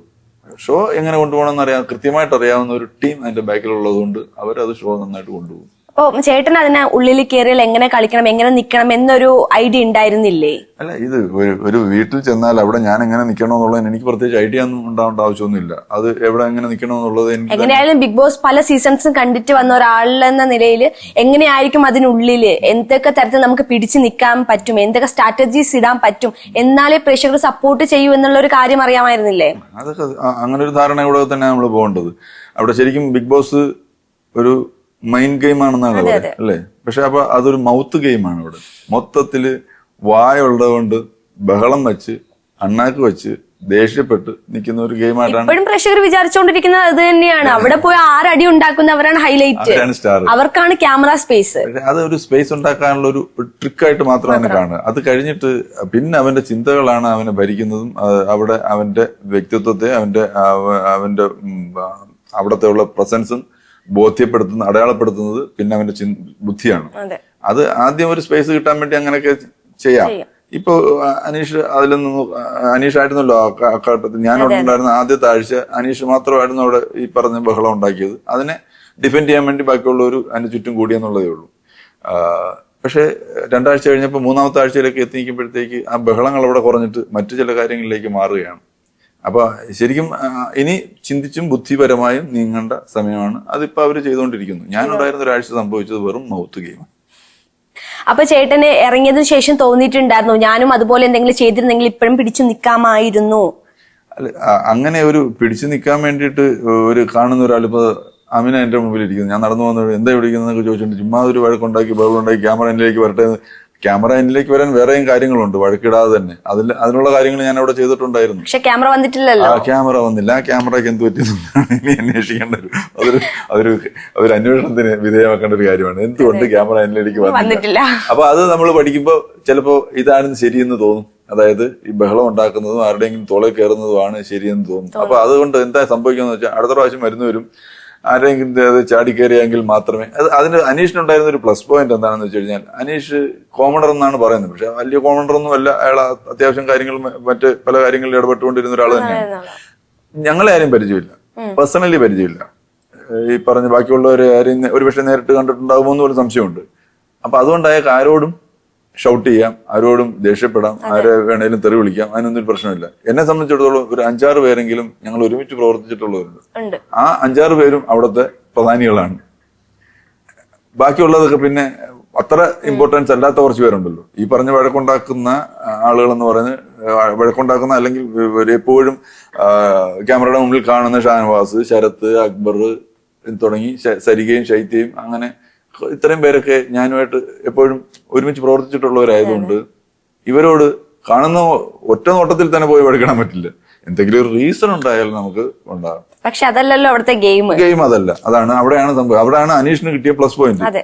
ആരെയും പരിചയമില്ല, ആരെ കണ്ടാലും എന്താണെന്ന് ചോദിച്ചുകൊണ്ട് സംസാരിച്ചു തുടങ്ങാം. അത് അയാൾ ആ ഫസ്റ്റ് വീക്കിൽ അയാൾ അത് മുതലാക്കി. ഈ വരുന്ന ആർട്ടിസ്റ്റുകൾ എന്ന് പറയുമ്പോൾ ഒരാൾക്ക് മറ്റൊരാളെ അറിയാവുന്നവർ തന്നെയാണ് വരുന്നത്. അപ്പൊ അവരും ഇങ്ങനെ തന്നെ വിചാരിച്ച ഗെയിം മുന്നോട്ട് പോകില്ലല്ലോ ചേട്ടാ. അവരും ഈ ഷാനവാസ് ആയാലും ശരത് ആയാലും സരിക ആയാലും അവരും അങ്ങനെ തന്നെ വിചാരിച്ചിട്ടുള്ളൂ. ആരും എന്റെ അടുത്ത് വഴക്കിനും വന്നില്ല. ഇങ്ങോട്ടൊരു അറ്റാക്കിന് ആരും വന്നിട്ടില്ല. അതിനുള്ളൊരു തുമ്പ് നമ്മൾ ഇട്ട് കൊടുക്കണം. അനീഷ് ഉൾപ്പെടെ, അതെ കറക്റ്റ്, അനീഷ് ഉൾപ്പെടെ ആരും ഇങ്ങോട്ട് ഒരു അറ്റാക്കിന് വന്നിട്ടില്ല. പക്ഷെ അവിടെ ഉണ്ടായിട്ടുള്ള എല്ലാ അറ്റാക്കിലും ഇടപെട്ട് നമുക്കെതിരെ ഇപ്പൊ അഭിനയിക്കുന്നത് മോശമാണെന്നുള്ളൊരു ഡയലോഗ് അനീഷിന്റെ ഭാഗത്ത് നിന്ന് വളരെ ശക്തമായിട്ട് ഞാൻ ഇടപെട്ടു. അക്ബറും ബിന്നിയും തമ്മിൽ, ബിന്നി സാധനങ്ങൾ കുറച്ച് കയ്യിൽ സൂക്ഷിച്ചിരുന്നത് ബിഗ് ബോസ് പറഞ്ഞതിന് ശേഷം തിരിച്ചു കൊടുത്തപ്പോൾ അതുമായി സംബന്ധിച്ച് ഒരു പ്രശ്നം ഉണ്ടായപ്പോൾ അവിടെ ഞാൻ ശക്തമായിട്ട് ഇടപെട്ടു. ബിഗ് ബോസ് അവർക്ക് വാണിംഗ് കൊടുത്തു. അതിനപ്പുറം പിന്നെന്താണ് ശിക്ഷ കൊടുക്കാൻ പോകുന്നുള്ള തരത്തിൽ അങ്ങനെ ശക്തമായിട്ട് ഇടപെട്ടു. സിമ്പിളായിട്ട് പറഞ്ഞാൽ ഏറ്റവും അവസാനം ഞാൻ ഇറങ്ങുമ്പോൾ എനിക്കെതിരെ പരാതി എഴുതിയ ഒരാളുണ്ടല്ലോ അവിടുത്തെ ഒരു മുത്തുമ്മ, അദ്ദേഹം പറഞ്ഞ എന്താണ്, രഞ്ജിത്ത് ചേട്ടൻ എപ്പോഴും ഭയങ്കര ദേഷ്യമാണെന്ന് തോന്നുന്നു എന്ന് പറഞ്ഞില്ലേ. നിങ്ങളാരും ഞാൻ ദേഷ്യപ്പെടുന്നത് കണ്ടിട്ടില്ല. അപ്പൊ അവര് ദേഷ്യമാണെന്ന് പറഞ്ഞിട്ടുണ്ടെങ്കിൽ ഞാൻ അവിടെ ദേഷ്യപ്പെട്ടിട്ടുണ്ടോന്നല്ലേ. അപ്പൊ അങ്ങനെ എന്തൊക്കെ അവിടെ ചെയ്തിട്ടുണ്ടായിരുന്നു. അത് അതിനുള്ളിലെ ഒരു പേഴ്സണൽ കാര്യം മാത്രമായിരുന്നില്ലേ? അല്ല, പേഴ്സണൽ അവിടെ പേഴ്സണൽ ഇല്ലല്ലോ. അവിടുത്തെ പേഴ്സണൽ എല്ലാം പുറത്തല്ലേ, പബ്ലിക് അല്ലേ. എവിടെ അങ്ങനെ പ്രത്യേകിച്ച് എന്താണ് പേഴ്സണൽ? 71 ക്യാമറയുടെ മുമ്പിൽ എന്ത് പേഴ്സണൽ? അതാണ് ചേട്ടന് പേഴ്സണലായിട്ട് മാത്രം, നമ്മൾ പബ്ലിക്കായിട്ട് കണ്ടിട്ടില്ല. അതാണ് ചോദിക്കാനുള്ളത്. അവിടെ ഞാൻ പറഞ്ഞ പോലെ ദേഷ്യപ്പെട്ടിട്ടുണ്ട്. പല ഘട്ടങ്ങളിലും ദേഷ്യപ്പെടേണ്ടടുത്ത് ദേഷ്യപ്പെട്ടിട്ടുണ്ട്. തമാശ പറഞ്ഞിട്ടുണ്ട്. ക്രിയേറ്റീവായിട്ട് എന്തെങ്കിലും സ്കില്ല് കാണിക്കേണ്ടടുത്ത് അതും ചെയ്തിട്ടുണ്ട്. അപ്പൊ അതൊക്കെ എങ്ങനെ അത് പുറത്തു വന്ന് മറ്റുള്ള കണ്ടന്റുകളുടെ ചിലപ്പോൾ മുങ്ങിപ്പോയതാവാം, അല്ലെങ്കിൽ സമയപരിമിതി വന്നിട്ടുള്ളതാവാം, പല കാരണങ്ങളുണ്ടാകാം. അത് ചിലപ്പോൾ എനിക്ക് ജഡ്ജ് ചെയ്യാൻ പറ്റാത്തത് കൊണ്ട് സംഭവിച്ചതായിരിക്കും. അത് അവിടെ അല്ല ചെയ്യേണ്ടത്, ഞാൻ പ്ലേസ് ചെയ്ത സ്ഥലം മാറിപ്പോയതാവാം, പല കാരണങ്ങളും. ഇനി ചേട്ടന് ഒരു റീ എൻട്രി കിട്ടുകയാണെങ്കിൽ എങ്ങനെ സ്ട്രാറ്റജി മാറ്റണം, അല്ലെങ്കിൽ എങ്ങനെ മൂവ് ചെയ്യണം എന്നാണ് ഒരു ഐഡിയ? ഇനി ഒരു റീ എൻട്രി കിട്ടിക്കഴിഞ്ഞാൽ ഈ പറഞ്ഞതുപോലെ ഇപ്പൊ നിൽക്കുന്ന പലരും സൈലന്റ് ആയിട്ട് നിൽക്കുന്ന, ഒന്നും ചെയ്യാൻ കഴിയാതെ നിൽക്കുന്ന പലരും ഉണ്ട്. അവരെ കോർണർ ചെയ്യാന്നുള്ളതാണ് പ്രധാനമായിട്ടും. ഈ മെയിൻ സ്ട്രീമിലേക്ക് ഇപ്പൊ ശ്രദ്ധപ്പെടുന്നത് ഒരു 5-6 പേരിലാണ് ഇപ്പോഴും നിൽക്കുന്നത്. ബാക്കിയുള്ളവരെല്ലാം സൈലന്റ് ആണ്, അവരുണ്ടെന്നുള്ളത് മാത്രമേ ഉള്ളൂ. അപ്പൊ അവരിലേക്ക് ഒരു ശ്രദ്ധ കൊടുക്കണം. അവരെ എന്ത് ചെയ്യാൻ പറ്റും, അവരുടെ ഒരു ഉള്ളിൽ നിന്ന് എന്തെങ്കിലും അനക്കി അവരിൽ നിന്ന് പുറത്തു കൊണ്ടുവരാൻ പറ്റുമോ എന്നുള്ളത് മാത്രം അന്നാണ് ശ്രദ്ധിക്കും. കാരണം മറ്റേവർ ഓൾറെഡി അവര് ശ്രദ്ധിക്കപ്പെട്ട് നിൽക്കുകയാണ്. ഇനി അവരെ ആക്രമിച്ച് കീഴടക്കുന്നതിന് ചിലരെ സംബന്ധിച്ചിടത്തോളം അവർ തനിയെ തന്നെ ഇടിച്ച് മരിച്ചോളും എന്നുള്ള സാധനം ഉണ്ടല്ലോ. അപ്പൊ ഈ 2 ഗുണ്ടാ സംഘങ്ങള് ആക്രമിച്ചു കഴിഞ്ഞാൽ അവർ തീരുമെന്ന് പറഞ്ഞ പോലെ അവര് ഇടയ്ക്ക് തീർന്നോളും. പക്ഷെ ഇവിടെ വേറെ നമുക്ക് പ്ലേ ഉണ്ടാക്കാനുള്ള സ്പേസ് വേറെ കിടപ്പുണ്ട് പലരും. ചേട്ടൻ ഇതിപ്പോ പുറത്തിറങ്ങിയപ്പോഴാണ് തോന്നിയത് കുറെ പേര് സൈലന്റ് ആണ്, കുറച്ച് പേര് മാത്രമാണ് ഹൈലൈറ്റ് ചെയ്ത് നിൽക്കുന്നത്. അതിനുള്ളിൽ നിന്നപ്പോഴും ഇതേ തോന്നലുണ്ടായിരുന്നോ? ആകെപ്പാടെ ഫസ്റ്റ് വീക്ക് എന്നെ ഒരു വീക്കല്ലേ ഉള്ളൂ. ഒരു വീക്കിൽ അവിടെ ഉണ്ടായിരുന്നത് അനീഷ് എന്ന് പറയുന്ന ഒരു സൂര്യനെ ചുറ്റിപ്പറ്റി മാത്രമാണ് ബിഗ് ബോസ് മൂവ് ചെയ്തത്. അത് ഇടയ്ക്ക് ശരത്തും അക്ബറും കയറി അതിനകത്ത് അറ്റാക്ക് ചെയ്യും, അഭിലാഷം വരും. അപ്പൊ 4 പേരെ. ഷാനവാസ് ആണെങ്കിൽ പിന്നെ അവിടെയും ഇവിടെ നിന്നുകൊണ്ട് എല്ലാവരെയും ഒരു സമരസപ്പെട്ടു പോകാനുള്ള ശ്രമം നടത്തും. 5 പേരായി. പിന്നെ അനുവിന്റെ ഒരു ഇടയ്ക്കിടയ്ക്കുള്ള പൊട്ടിത്തെറിക്കലുകളും കുറച്ച് കരച്ചിലുകളും. പിന്നെ ഗിസേൽ എന്ന് പറയുന്ന ഒരു ബിംബം അവിടെ അതൊരു പലതരത്തിലും അവരുടെ ഒരു പ്രൊമിനൻസ് അവിടെ ഉണ്ട്. ബാക്കി എല്ലാവരും സൈലന്റ്. പിന്നെ ബിന്നി ഇടയ്ക്ക്. ബാക്കി ആരും അവരുടേതായ ഒന്നും അവിടെ കോൺട്രിബ്യൂട്ട് ചെയ്തിട്ടില്ലല്ലോ. അപ്പൊ മനീഷിനെ കൊണ്ടിട്ടാണ് ശരിക്കും ബിഗ് ബോസ് മുന്നോട്ട് പോകുന്നത്. ഫസ്റ്റ് വീക്കിന്റെ കാര്യം പറഞ്ഞു. ഇപ്പൊ കളി ചേഞ്ച് ആയിട്ട് തോന്നുന്നുണ്ടോ? തീർച്ചയായിട്ടും അത് മാറിയിട്ടുണ്ട്. കാരണം പിന്നീട് ടീം ഡെവലപ്പ് ചെയ്തിട്ട് ടീം തമ്മിലുള്ള മത്സരങ്ങളാകുമ്പോൾ വേറെ തരത്തിലൊരു ബോണ്ട് ഡെവലപ്പ് ചെയ്യുന്നുണ്ട്. ആ ഡെവലപ്പ് ചെയ്യുമ്പോഴത്തേക്ക് ഈ പറഞ്ഞ എല്ലാവരും ഞാൻ ഇതുപോലെ ഒറ്റയ്ക്കാണ് നിന്നവർക്ക് ഒറ്റയ്ക്ക് നിൽക്കാൻ പറ്റത്തില്ല. നമ്മളെ ഒരു ടീമായിട്ട് ആ ടീമിനോട് എതിരിടണമെന്ന് പറയുമ്പോൾ നമ്മൾ തമ്മിൽ കമ്മ്യൂണിക്കേറ്റ് ചെയ്തല്ലേ പറ്റുള്ളൂ. അയാൾ ആദ്യത്തെ ആഴ്ച ഒരു മനുഷ്യനോട് സംസാരിക്കില്ലല്ലോ. രഞ്ജിത്ത് ആരാണ് എന്താണെന്ന് അയാൾക്ക് അറിയണ്ട, അനു ആരാണെന്ന് എന്താണെന്ന് അയാൾക്ക് അറിയണ്ട. അയാൾ നേരത്തെ എന്തോ അറിഞ്ഞു വെച്ച ധാരണകൾ വെച്ചിട്ടുള്ള പ്രയോഗങ്ങൾ മാത്രമേ ഉള്ളൂ. ഞാൻ അയാളെ വിളിച്ചിരുത്തി സംസാരിക്കാൻ ശ്രമിച്ചിട്ടുണ്ട് പലപ്പോഴും. ഇയാൾ എഴുത്തുകാരനാണെന്ന് പറഞ്ഞു, കൃഷിക്കാരനാണെന്ന് പറഞ്ഞു. അപ്പൊ കൃഷിയെക്കുറിച്ച് സംസാരിക്കാൻ ശ്രമിച്ചു, വായനയെക്കുറിച്ച് സംസാരിക്കാൻ ശ്രമിച്ചു. അപ്പൊ ഞാൻ വായിച്ച ചില പുസ്തകങ്ങളെ കുറിച്ച് പറയുമ്പോൾ പുള്ളിക്ക് അതിനെക്കുറിച്ച് ധാരണയില്ല. അങ്ങനെയാണല്ലേ. അപ്പൊ പക്ഷെ കൂടുതൽ പേര് ഇരുന്ന് തരുന്നില്ല. അത് ഒരു പക്ഷെ എനിക്ക് സ്പേസ് കിട്ടുമെന്നുള്ളത് പുള്ളിയുടെ ഒരു ബുദ്ധി. പുള്ളി സ്ലിപ്പാവും. അപ്പൊ നമുക്ക് ഈ അതേസമയം ഞാൻ അവിടെ വിളിച്ചിട്ട് നീ ആരാടാന്ന് ചോദിച്ചുകൊണ്ട് വെള്ളം വെച്ചിട്ടുണ്ടെങ്കിൽ മാത്രമാണ് ഒരു പക്ഷേ അയാൾ നിന്ന് തരികയോ അല്ലെങ്കിൽ അതിനെ ഒപ്പോസ് ചെയ്യുകയോ ചെയ്തു, ഡിഫെൻഡ് ചെയ്യുകയോ. ശരിക്കും ബിഗ് ബോസ് അറിഞ്ഞുകൊണ്ട് കളിക്കുന്ന ഒരാളെന്ന് പറയാൻ അനീഷ് മാത്രമേ ഉള്ളൂ. ഞാൻ ഈ ഫസ്റ്റ് വീക്കിന്റെ കാര്യമാണ് പറയുന്നത്. അത് കഴിഞ്ഞിട്ട് കാര്യങ്ങളൊക്കെ മാറിയല്ലോ. ഇപ്പോഴത്തെ 3ാമത്തെ ആഴ്ച ആകുമ്പോഴത്തേക്ക് കാര്യങ്ങൾ ഒരുപാട് മാറിയിട്ടുണ്ട്. അവിടെ ഈ മൗത്ത് ഗെയിം ഇച്ചിരി കുറഞ്ഞിട്ടുണ്ട്, മൈൻഡ് ഗെയിമായിട്ട് മാറി വരുന്നുണ്ട്. അപ്പൊ ഞാനുള്ള സമയത്തെ കാര്യമാണ് ഞാൻ പറയുന്നത്. അത് ഞാൻ ഇവരുടെ അടുത്ത് ശരത്തിന്റെ അടുത്തെല്ലാം ഞാൻ മാറിയത്. അനീഷ് എന്തെങ്കിലും ഒരു ഇഷ്യൂ ഉണ്ടാക്കി തുടങ്ങുമ്പോൾ ശരത്തോടെ ചാടി വീഴും. അപ്പൊ ഞാൻ പറയും നിങ്ങളെ ഇരയാകുകയാണ്, അവന് സ്പേസ് കൊടുത്തുകൊണ്ട് നിങ്ങൾ ഇരയാകാണ്. അത് നിങ്ങൾ അവിടെ അവൻ തുടങ്ങിയിട്ടുണ്ടെങ്കിൽ നിങ്ങളിവിടെ വേറെ എന്തെങ്കിലും തുടങ്ങണം. എങ്കിൽ മാത്രമേ ശ്രദ്ധ നമ്മളിലേക്ക് വരുള്ളൂ, നമ്മൾ വേറെ ചെയ്യാൻ പറ്റുള്ളൂ. അതിനെന്ത് ചെയ്യാൻ പറ്റുമോ നിങ്ങൾ ചെയ്യും എന്ന് പല പ്രാവശ്യം പറഞ്ഞ് അതിനനുസരിച്ച് ചിലപ്പോഴൊക്കെ ചെയ്തിട്ടുണ്ട്. അവിടെ എന്തെങ്കിലും ചെയ്യുമ്പോൾ ഇവിടെ നമ്മൾ വാരടി പാട്ട് പാടുകയോ അങ്ങനെ എന്തെങ്കിലും ചെയ്ത് അതിനെ ശ്രദ്ധ ഡൈവേർട്ട് ചെയ്യാൻ ശ്രമിച്ചിട്ടുണ്ട്. പക്ഷെ എങ്കിലും ഒരേ കാര്യം തന്നെ 25 പ്രാവശ്യം ആമിന നുണച്ചിയാണ്, അല്ല ആമിന നുണച്ചിയാണ് ഒരു 25 പ്രാവശ്യമൊക്കെ പറയുമ്പോൾ ആർക്കായാലും ഗുരു പൊട്ടുമില്ല. അപ്പൊ പിന്നെ വയലന്റ് ആവും. അത് അയാളുടെ ഒരു തന്ത്രമായിരുന്നു. ആ തന്ത്രം അയാൾ സക്സസ് ആക്കി. അതെ. അപ്പം അകത്ത് നിന്നപ്പോ എല്ലാരും അനീഷിനെ അറ്റാക്ക് ചെയ്യുമായിരുന്നു ചെയ്തിരുന്നത്. പുറത്തിറങ്ങിയപ്പോ ഇത്രയും ഫാൻസ് ഉണ്ടെന്ന് കണ്ടപ്പോ എന്താ തോന്നി? ഞാൻ ഫാൻസ് ഉണ്ടെന്നൊന്നും കണ്ടതൊന്നുമില്ല. ഞാൻ പുറത്തിറങ്ങി അയാളുടെ ഫാൻസ് ഉണ്ടോ ഇല്ലയോ എന്ന് അന്വേഷിക്കാൻ പോയില്ല. സോഷ്യൽ മീഡിയയിൽ സോഷ്യൽ മീഡിയ അങ്ങനെ ചെക്ക് ചെയ്യാനും പോയില്ല. ഓരോരുത്തർ ആർക്കൊക്കെ പോസിറ്റീവാണ്, ആര് നെഗറ്റീവാണ്, ആർക്ക് ഫാൻസ് ഉണ്ട്, ഇത് ഞാൻ അന്വേഷിക്കാനേ പോയില്ല. എന്റെ കാര്യം തന്നെ ഞാൻ വലിയ കാര്യമായിട്ട് അന്വേഷിച്ചിട്ടില്ല. പിന്നെ അവളുടെ അടുത്ത സുഹൃത്തുക്കൾ എന്റെ അടുത്ത് പറഞ്ഞത് മാത്രമാണ് ഞാൻ കൂടുതൽ. ഞാനൊരു കാര്യം ചെയ്തു, എല്ലാവർക്കും നന്ദി പറഞ്ഞുകൊണ്ട് ഒരു വീഡിയോ ഇട്ടു. അത് ഒരുപാട് പേര് കണ്ടു. ഏതാണ്ട് 10 ലക്ഷം പേരോളം അത് കണ്ടു എന്നുള്ളതാണ് എന്നെ കുറിച്ച് മാത്രം പറയാനുള്ളത്. പിന്നെ ഈ ശരിക്കും നമ്മളെന്തിനാ മറ്റുള്ളവരുടെ അഭിപ്രായം അറിയുന്നതിനേക്കാൾ ഞാനത് അസസ് ചെയ്തിട്ടുണ്ട്, ഞാൻ ജഡ്ജ് ചെയ്തിട്ടുള്ള വെച്ചിട്ടാണ് ഞാൻ ഈ പറഞ്ഞത്. അയാളുടെ ഒരു തന്ത്രം ആദ്യം തന്നെ കളം കയ്യിലെടുത്തു. ആ കളം അയാള് പിടിച്ചു നിർത്തുകയാണ്. ഇനി അത് നിലനിർത്തിക്കൊണ്ട് പോകാന്നുള്ള അയാളുടെ ബുദ്ധി. അതെ. പക്ഷെ അന്നേരം പിക്ചർ ഇല്ലാത്ത പലരും, ഷാനവാസ് ഒക്കെ ആദ്യത്തെ ആഴ്ചകൾ വലുതായിട്ട് പിക്ചർ ഇല്ല. പക്ഷെ ഷാനവാസ് രണ്ടാമത്തെ ആഴ്ച മുതൽ ഷാനവാസിന്റെ സ്പേസ് കൂടി. അങ്ങനെ പലരും അങ്ങനെ ആ സ്പേസിലേക്ക് ഇനി അങ്ങനെ കയറി വരാനുള്ള സമയം ഉണ്ടായിരുന്നു പലർക്കും. ആ സമയം ആണ് ഇനി മുന്നിലുള്ളത്. ഈ പലരും പല കാർഡ് വെച്ചിട്ടാ ഗെയിം, അപ്പോഴത്തേക്ക് ഞാൻ പെട്ടിയെടുത്ത് വീട്ടിൽ വന്നു. പലരും പല കാർഡ് വെച്ചിട്ടാണ് ഗെയിം കളിക്കുന്നത്. കരച്ചിൽ കാർഡ്, ഒറ്റപ്പെടൽ കാർഡ്, അതുപോലുള്ള കാർഡ് വെച്ചിട്ട്. ഇപ്പൊ ചേട്ടന് ഞാൻ പ്ലേയിങ് കാർഡ് കൊണ്ടാകും അവിടെ, പക്ഷെ അതെടുത്താൽ സമ്മതിച്ചില്ല. അതുകൊണ്ട് ഞാൻ തിരിച്ചു വന്നു. ആ കാർഡ് അവിടെ ഏറ്റില്ല. ഇനി അടുത്ത പോവാണെങ്കിൽ ഏത് കാർഡ് എടുക്കും? അത് card personality card, individuality card. എന്റെ വ്യക്തിത്വം മറ്റുള്ളവരുടെ മേളിലാണ്, എന്റെ ചിന്തകൾ അവരുടെ മേളിലാണ് എന്ന് സ്ഥാപിച്ചെടുക്കലാണ് ഞാൻ അവിടെ ബിഗ് ബോസ് ഹൗസിൽ ചെന്നാൽ ഞാൻ ചെയ്യുക. പിന്നെ ഞാൻ ശ്രദ്ധിക്കേണ്ട ചില കാര്യങ്ങളുണ്ട്. വേറൊരാൾക്ക് ഇരയാകപ്പെടാതിരിക്കുക. അവിടെ ചെന്നിട്ട് ആരെങ്കിലും ഒരു പ്ലേയിങ് കൊണ്ട് വന്നു കഴിഞ്ഞാൽ അതിനകത്ത് ഞാൻ ഇരയാകരുത്. പിന്നെ എനിക്ക് വേണ്ടി ആരെങ്കിലും സപ്പോർട്ട് ചെയ്യുമെന്ന് വിചാരിക്കുകയും അരുത്. അതൊക്കെയാണ് നമ്മൾ അവിടെ ചെയ്യാനുള്ളതും മനസ്സിലാക്കാനുള്ള കാര്യങ്ങൾ. ഇത്രയും നാൾ കണ്ടതിൽ വെച്ചിട്ട് നമുക്ക് ടോപ്പ് 5 എത്തും തോന്നുന്ന ആരൊക്കെയാണ്? ടോപ്പ് 5 എന്തായാലും 5 പേര് എത്തുമെന്നാണ് എനിക്ക് ധാരണയുണ്ട്. അതുണ്ടല്ലോ, അതെല്ലാവർക്കും ഉണ്ടല്ലോ. ചേട്ടന്റെ ഞാൻ എന്റെ അഭിപ്രായത്തിൽ ഒരു 10 പേരെങ്കിലും ടോപ്പ് 5 വരണമെന്നാണ്. എന്ത് കേട്ടില്ലേ? അങ്ങനെ സംഭവിക്കില്ലേ? അങ്ങനെ എങ്ങനെ സംഭവിക്കില്ല? ആരൊക്കെയാ ചേട്ടന്റെ വയറ്റിൽ ആരെങ്കിലും ഒക്കെ ഉണ്ടോ? അല്ല, മനസ്സിൽ സ്വാഭാവികമായിട്ടും ഉണ്ടാകും. പക്ഷെ ഞാൻ എന്തിനാണ് അവരെ പ്രൊമോട്ട് ചെയ്യുന്നത്? ഞാൻ അവിടെ മത്സരിക്കാൻ പോയ ആളല്ലേ. എന്നെ പ്രൊമോട്ട് ചെയ്യാൻ ആരുണ്ടായിരുന്നില്ല, അപ്പൊ ഞാൻ അവരെ പ്രൊമോട്ട് ചെയ്യുന്നല്ലേ. പ്രൊമോട്ട് ചെയ്യുന്നത് ചേട്ടൻ ഫസ്റ്റ് വീക്കിൽ എവിക്റ്റ് ആയതിനു ശേഷം രണ്ടാമത്തെ വീക്കിൽ വേറൊരാളെ എവിക്റ്റ് ആയി, ആർജെ ബിൻസി. ശരിക്കും അതൊരു നല്ലൊരു എവിക്ഷൻ ആയിട്ട് തോന്നിയിട്ടുണ്ടോ? എന്റെ എവിക്ഷൻ നല്ലതായിട്ട് തോന്നില്ല. പിന്നെ ബിൻസിയുടെ എവിക്ഷൻ. ബിൻസിയും ആക്ച്വലി ഒരു വിഷയത്തെ കുറിച്ച് വ്യക്തമായും സ്ഫുടമായും സംസാരിക്കാൻ കഴിവുള്ള, ആരോഗ്യമുള്ള ഒരാൾ. അപ്പൊ അങ്ങനെയുള്ള ഒരാള്, അയാളെക്കാൾ മോശം പലരും ഉണ്ട്. അത്രയും ആരോഗ്യമില്ലാത്തവരും അതുപോലെ സംസാരിക്കാൻ കഴിവില്ലാത്തവരും വേറെ ഉണ്ട്. ഇവര് ആർജെ ആയിട്ട് നിൽക്കുമ്പോൾ അതിനുള്ള ഒരു ബുദ്ധിയും ഒരു സാമൂഹ്യ ബോധവും ഉണ്ടല്ലോ പൊതുവെ. അപ്പൊ അങ്ങനെയുള്ള പലരും ഉണ്ട്. അപ്പൊ ശരിക്കും നമ്മളത് മനസ്സിലാക്കേണ്ടതാണ്, ഷോ മുന്നോട്ട് കൊണ്ടുപോവുക, അത് ചർച്ചയാകപ്പെടുക എന്നുള്ളതാണ് ബിഗ് ബോസ്. അപ്പൊ അവിടെ ബിൻസി എന്നോ രഞ്ജിത്ത് എന്നോ ഉള്ളൊരു പിക്ചർ ഇല്ല. അതാണ് നമ്മൾ പ്രധാനമായിട്ടും മനസ്സിലാക്കേണ്ടത്. അത് ഇനി പോകുന്നവരായാലും മനസ്സിലാക്കേണ്ടത്. രഞ്ജിത്തിനെ നന്നാക്കാൻ, രഞ്ജിത്തിനെ ഒരാഴ്ച കൂടെ നിർത്തിയിട്ട് അവനെ ഒന്ന് പോപ്പുലറാക്കി തിരിച്ചു വിട്ടേക്കാം, അതല്ല ബിഗ് ബോസ്. അതെ. ഈ ബിൻസിയുടെ ഒരു എവിക്ഷൻ എക്സ്പെക്ട് ചെയ്തിട്ടുണ്ടായിരുന്നോ? നമ്മളിപ്പോ എക്സ്പെക്ട് ചെയ്യില്ല ഈ ആഴ്ച ഇന്ന ആളായിരിക്കും മിക്കവാറും പോകുന്നത്. ആദ്യത്തെ ആഴ്ച മുതലേ ഞാൻ എക്സ്പെക്ട് ചെയ്താലും പോകുന്നില്ല. ഞാൻ കിടന്നിട്ട് എക്സ്പെക്ട് ചെയ്തിട്ട് എന്ത് കാര്യം? പിന്നെ ഇത് വരുമ്പോ കാണാന്നുള്ള മാത്രമേ ഉള്ളൂ. അതല്ലേ പറഞ്ഞു, അവരുടെ ഒരു പ്ലേ അതാണ്. അവിടെ ഒരു നല്ലൊരു ടീം ഇതിന്റെ പിന്നിൽ പ്രവർത്തിക്കുന്നുണ്ട് ബിഗ് ബോസ്. അതുകൊണ്ടാണ് ഇത് ഇത്രയും ചർച്ച ചെയ്യപ്പെടുന്നതും. ഇത് തുടങ്ങുന്നതിന് 3-4 മാസം മുമ്പ് തന്നെ ചർച്ചകൾ തുടങ്ങും, തീർന്നാലും നീണ്ടു നിൽക്കും.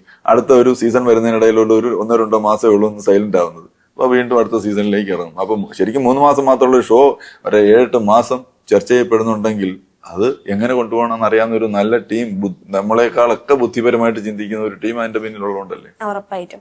ഈ പലരും പറയുന്നത് ബിൻസി എവിക്റ്റ് ആവാൻ കാരണം അനു ആണ് അതൊന്ന് പൊട്ടിച്ചത്.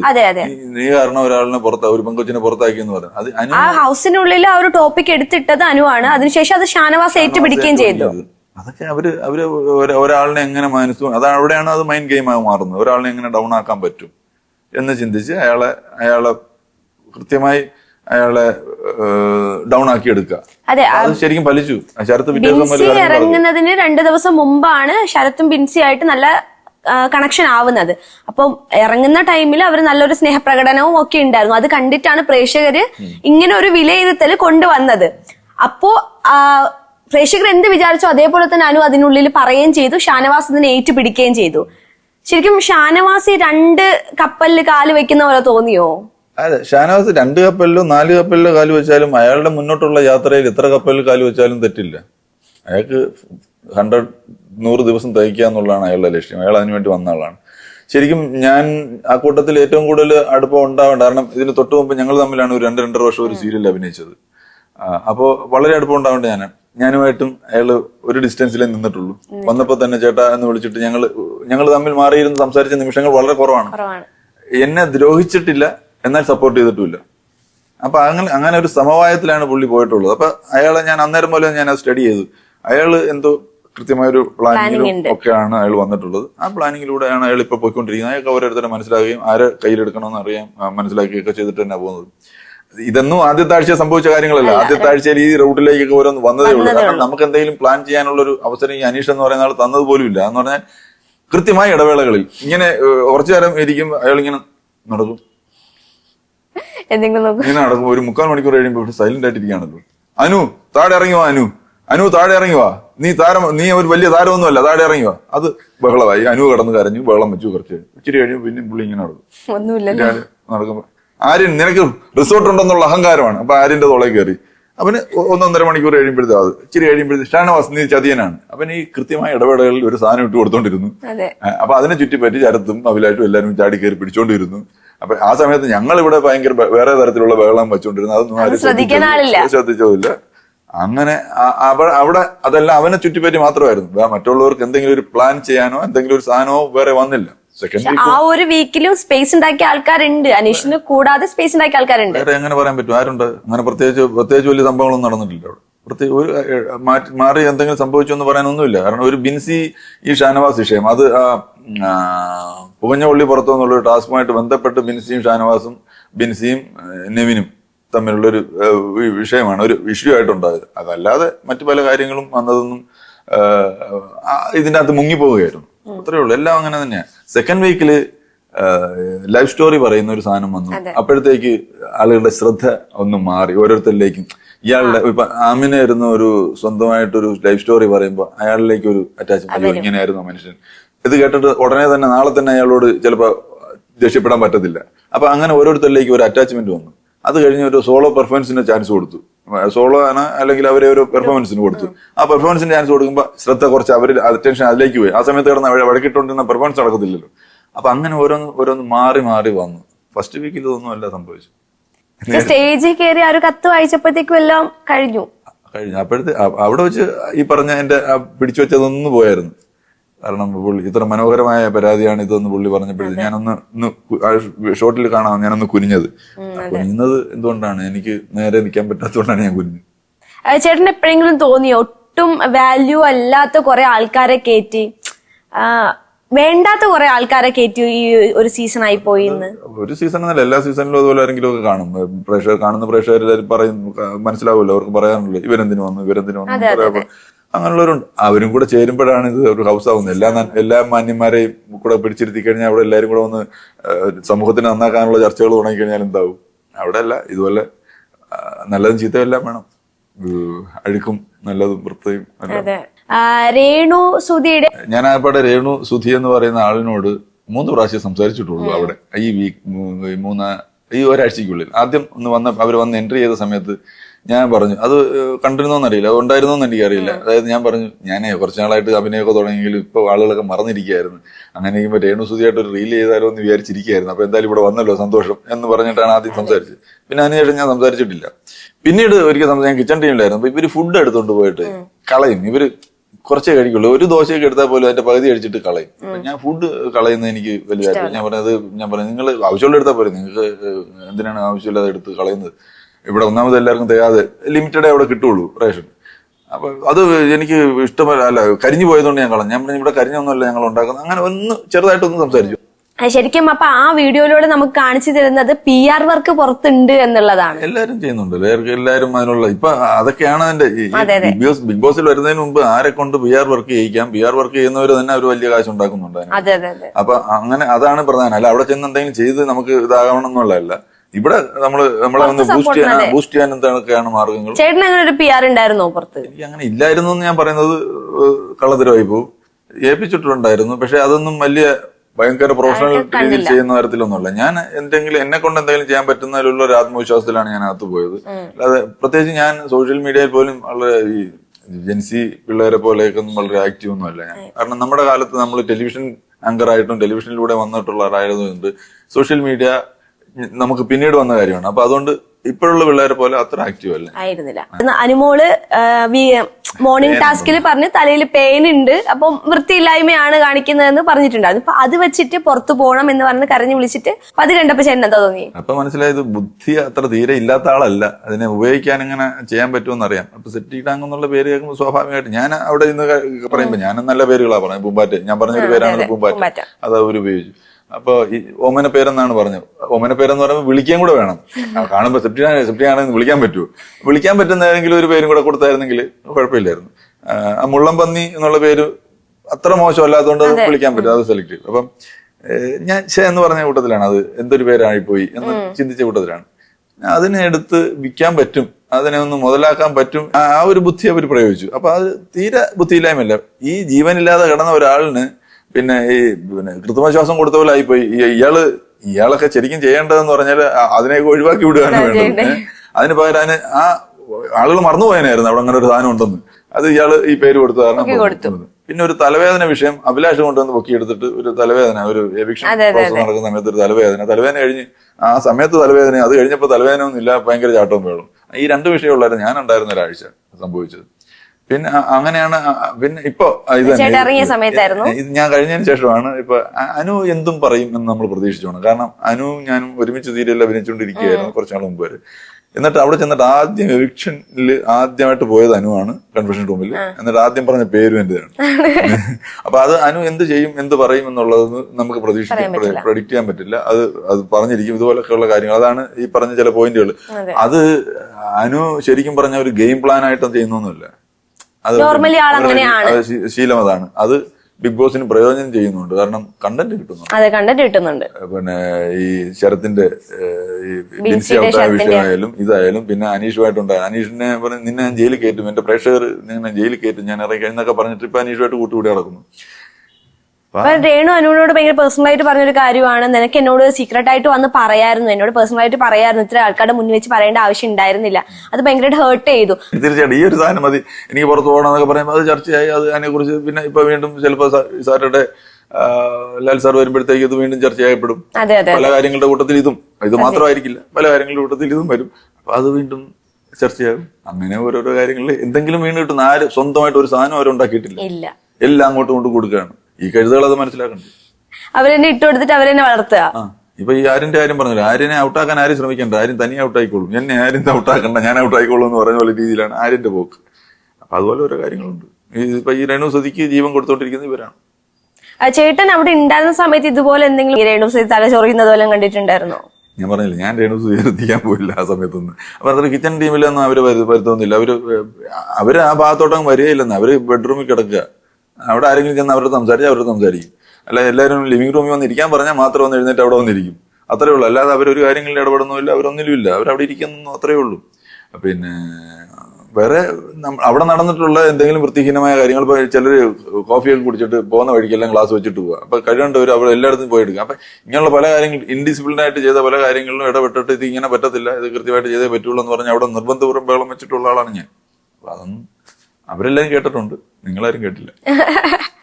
അതെ, ക്യാമറ അങ്ങോട്ടേക്ക് വന്നില്ല. ക്യാമറ എന്തോ ഞാനും ക്യാമറയും തമ്മിൽ എന്തോ ഒരു പ്രശ്നമുണ്ട്. ഞാൻ പോകുന്നിടത്തൊന്നും ക്യാമറ വരുന്നില്ല. അല്ലെങ്കിൽ എനിക്ക് ക്യാമറ ഇട്ടുമല്ലെന്ന് അവർക്ക് പറയാനും തോന്നുന്നു. ക്യാമറ എടുത്ത് ഞാനും പോകാറില്ല. ഇല്ല. ഓക്കെ, അപ്പം നമ്മുടെ ഈ RJ ബിൻസിയും ശരത്തും തമ്മില് അവിടെ പോയതിനു ശേഷം RJ ബിൻസിയും ശരത്തും തമ്മിലൊരു ബന്ധം എന്ന് പറയുന്നത് ചാച്ച വിളിച്ച് പറകെ നടക്കുന്ന ഒരു ടൈപ്പാണ് കാണുന്നത്. അപ്പൊ പുറത്തത് ഭയങ്കര നെഗറ്റീവ് ആയിട്ടാണ് വന്നിട്ടുണ്ടായിരുന്നത്. അത് കണ്ടപ്പോ ചേട്ടൻ എന്താ അതിനെ കുറിച്ച് പറയാം? മത്സരിക്കാൻ പോകുന്ന ഒരു നമ്മള് വിൻ ചെയ്യാനാണ് പോകുന്നതെങ്കിൽ എല്ലാവരെയും എതിരാളികളായിട്ട് തന്നെ കാണണം. മാനുഷികത ഉണ്ടാകും, പക്ഷെ മാനുഷികതയ്ക്ക് അപ്പുറത്തേക്ക് ഞാൻ അവരടുത്ത് പലയിടത്തും പറയും, നമ്മൾ തലച്ചോറ് കൊണ്ടും കാര്യങ്ങൾ ചിന്തിക്കാൻ, ഹൃദയം കൊണ്ടും കാര്യങ്ങൾ ചിന്തിക്കാൻ തീരുമാനിക്കാൻ ചെയ്യാം. കുറച്ച് ഹൃദയം കൂടെ ചേർക്കണം, എല്ലാം തലച്ചോറ് കൊണ്ട് മാത്രമാവരുതെന്ന് ഞാൻ അവിടെ പറയാറുണ്ടായിരുന്നു. ഹൃദയം കൂടിപ്പോയാൽ ദോഷമാണ്. ഇവിടെ ഇച്ചിരി ഹൃദയം കൂടിപ്പോയെന്ന് തോന്നുന്നു, അല്ലേ? മത്സരിക്കാനാണ് ചെന്നതെങ്കിൽ മത്സരിക്കുക. അത് മനസാക്ഷി എന്ന് പറയുന്ന ഒരു കാര്യത്തിന് ഒരുപക്ഷെ ഇനി കുറച്ച് ദിവസം കൂടെ നിന്നിരുന്നെങ്കിൽ അയാളെ വേറെ ഏതെങ്കിലും തരത്തിൽ ട്രാപ്പിലാക്കി ഔട്ടാക്കാനുള്ള ശ്രമമായിരുന്നു എന്ന് നമുക്ക് പറയാൻ പറ്റില്ല. അതാണ് ഞാൻ പറയുന്നത്. അപ്പൊ അത് അവരുടെ ഒരു തന്ത്രമാവാം, അല്ലെങ്കിൽ അവർക്ക് പറ്റിയ ഒരു അബദ്ധമാവാം. ചുരുങ്ങിയ ദിവസങ്ങൾ കൊണ്ട് വളരെയധികം സൈബർ ബുള്ളിംഗ് ആണ് ഈ ശരത്തിന്റെ ഫാമിലി അനുഭവിച്ചുകൊണ്ടിരിക്കുന്നത്. അതുണ്ടാവും, ചിലപ്പോ ഉണ്ടാവും. അത് അവരെ ബാധിക്കുന്ന കാര്യമാണ്. അത് അയാള് നിസ്സഹായം. അതിനുള്ളിൽ നിൽക്കുന്നവർ പോലും ഇത് ചിന്തിക്കുന്നില്ല എന്നുള്ളതാണ്. അവർ ചിന്തിക്കേണ്ട കാര്യമില്ല. ഇത് ഏത് തരത്തിലാണ് ചർച്ച ചെയ്യപ്പെടുക എന്ന്. ഇപ്പൊ സപ്പോസ് ഞാൻ എഴുതിയ പരാതി മോഹൻലാൽ സാർ അത് എന്ത് മനോഹരമായ പരാതിയാണിത് എന്ന് പറഞ്ഞുകൊണ്ടാണ് ഇത് വായിച്ചിട്ട് നിങ്ങൾക്ക് എന്താ പരാതി ഇല്ലാത്തത്? ഞാൻ പരാതി എഴുതാനല്ലേ പറഞ്ഞു. എന്നൊരു വാചകം ചോദിച്ചായിരുന്നു, ഇതെല്ലാം പോയില്ലേ? ഈ പറഞ്ഞ സാധനമല്ല, ഞാൻ മഹാനുമല്ല, ഞാൻ അവിടുത്തെ ഏറ്റവും വേണ്ടാത്ത ഒരാളായി മാറിയില്ലേ? അപ്പൊ അത് ഏത് രീതിയിൽ അതിനെ ഒന്ന് പ്രസന്റ് ചെയ്ത് പുറത്തോട്ട് വരുത്തുന്നു എന്നുള്ളതിനകത്ത് ആണ് ഇരിക്കുന്നത്. നമ്മൾ എന്ത് പറഞ്ഞാലും അതിനെ ഏത് രീതിയിൽ പുറത്ത് ആളുകൾ എങ്ങനെ എടുക്കണം എന്നുള്ള രീതിയിൽ ചിന്തിക്കും. അപ്പൊ ഞാൻ ഇപ്പൊ അവിടെ അത് ചെയ്തു ഇത് ചെയ്തു എന്ന് പറഞ്ഞു. ഞാനത് കാണാത്തതുകൊണ്ടല്ലേ നിങ്ങൾ ഞാൻ അവിടെ ഇല്ലായിരുന്നു, എന്റെ പ്രസൻസ് അറിഞ്ഞില്ല. പക്ഷെ എന്റെ അടുത്താണ് കൂടുതൽ സമയം ക്യാമറ എങ്കിൽ അനീഷിനെ കാണത്തില്ല, എന്നെ കാണത്തുള്ളായിരുന്നു കൂടുതൽ സമയം. ഈ നമ്മുടെ ലാസ്റ്റ് വീക്കിൽ ലാസ്റ്റ് എപ്പിസോഡിൽ ഒരു ടാസ്ക് കൊടുത്തിട്ടുണ്ടായിരുന്നു. അപ്പൊ അവർക്ക് പോയിന്റ് കിട്ടുന്ന ഒരു ടാസ്ക് ആയിരുന്നു. അപ്പൊ ജിസേലിന് ഇതുപോലെ തല മുണ്ടനം ചെയ്യാന്ന് പറഞ്ഞിട്ടുള്ള ഒരു ടാസ്ക് കിട്ടി. അപ്പം ആരും അതിനെ ഏറ്റുപിടിച്ച് ഒരുപാട് ഡയലോഗ് അടിക്കുകയും റൺബീർ കപൂർ ആണ്, ഞാൻ അതോട് തല മുട്ടയടിക്കാൻ പറ്റില്ല എന്നൊക്കെ പറഞ്ഞിട്ട് ഒരുപാട് ട്രോൾസ് പുറത്ത് വരുന്നുണ്ട്. അപ്പൊ അത് കണ്ടിട്ടുണ്ടോ? അല്ല, ഞാൻ ആ എപ്പിസോഡ് കണ്ടില്ല ആക്ച്വലി. പക്ഷെ ഞാനത് കേട്ടു, കുറച്ച് ഇതുപോലെ പലയിടത്തും കേട്ടു. അതാ ഞാൻ അതുകൊണ്ടും കൂടാണ് ഞാൻ പറഞ്ഞത്, ആരും പുറത്താക്കണ്ട, ഞാൻ തനിയെ പുറത്തായിക്കോളാം.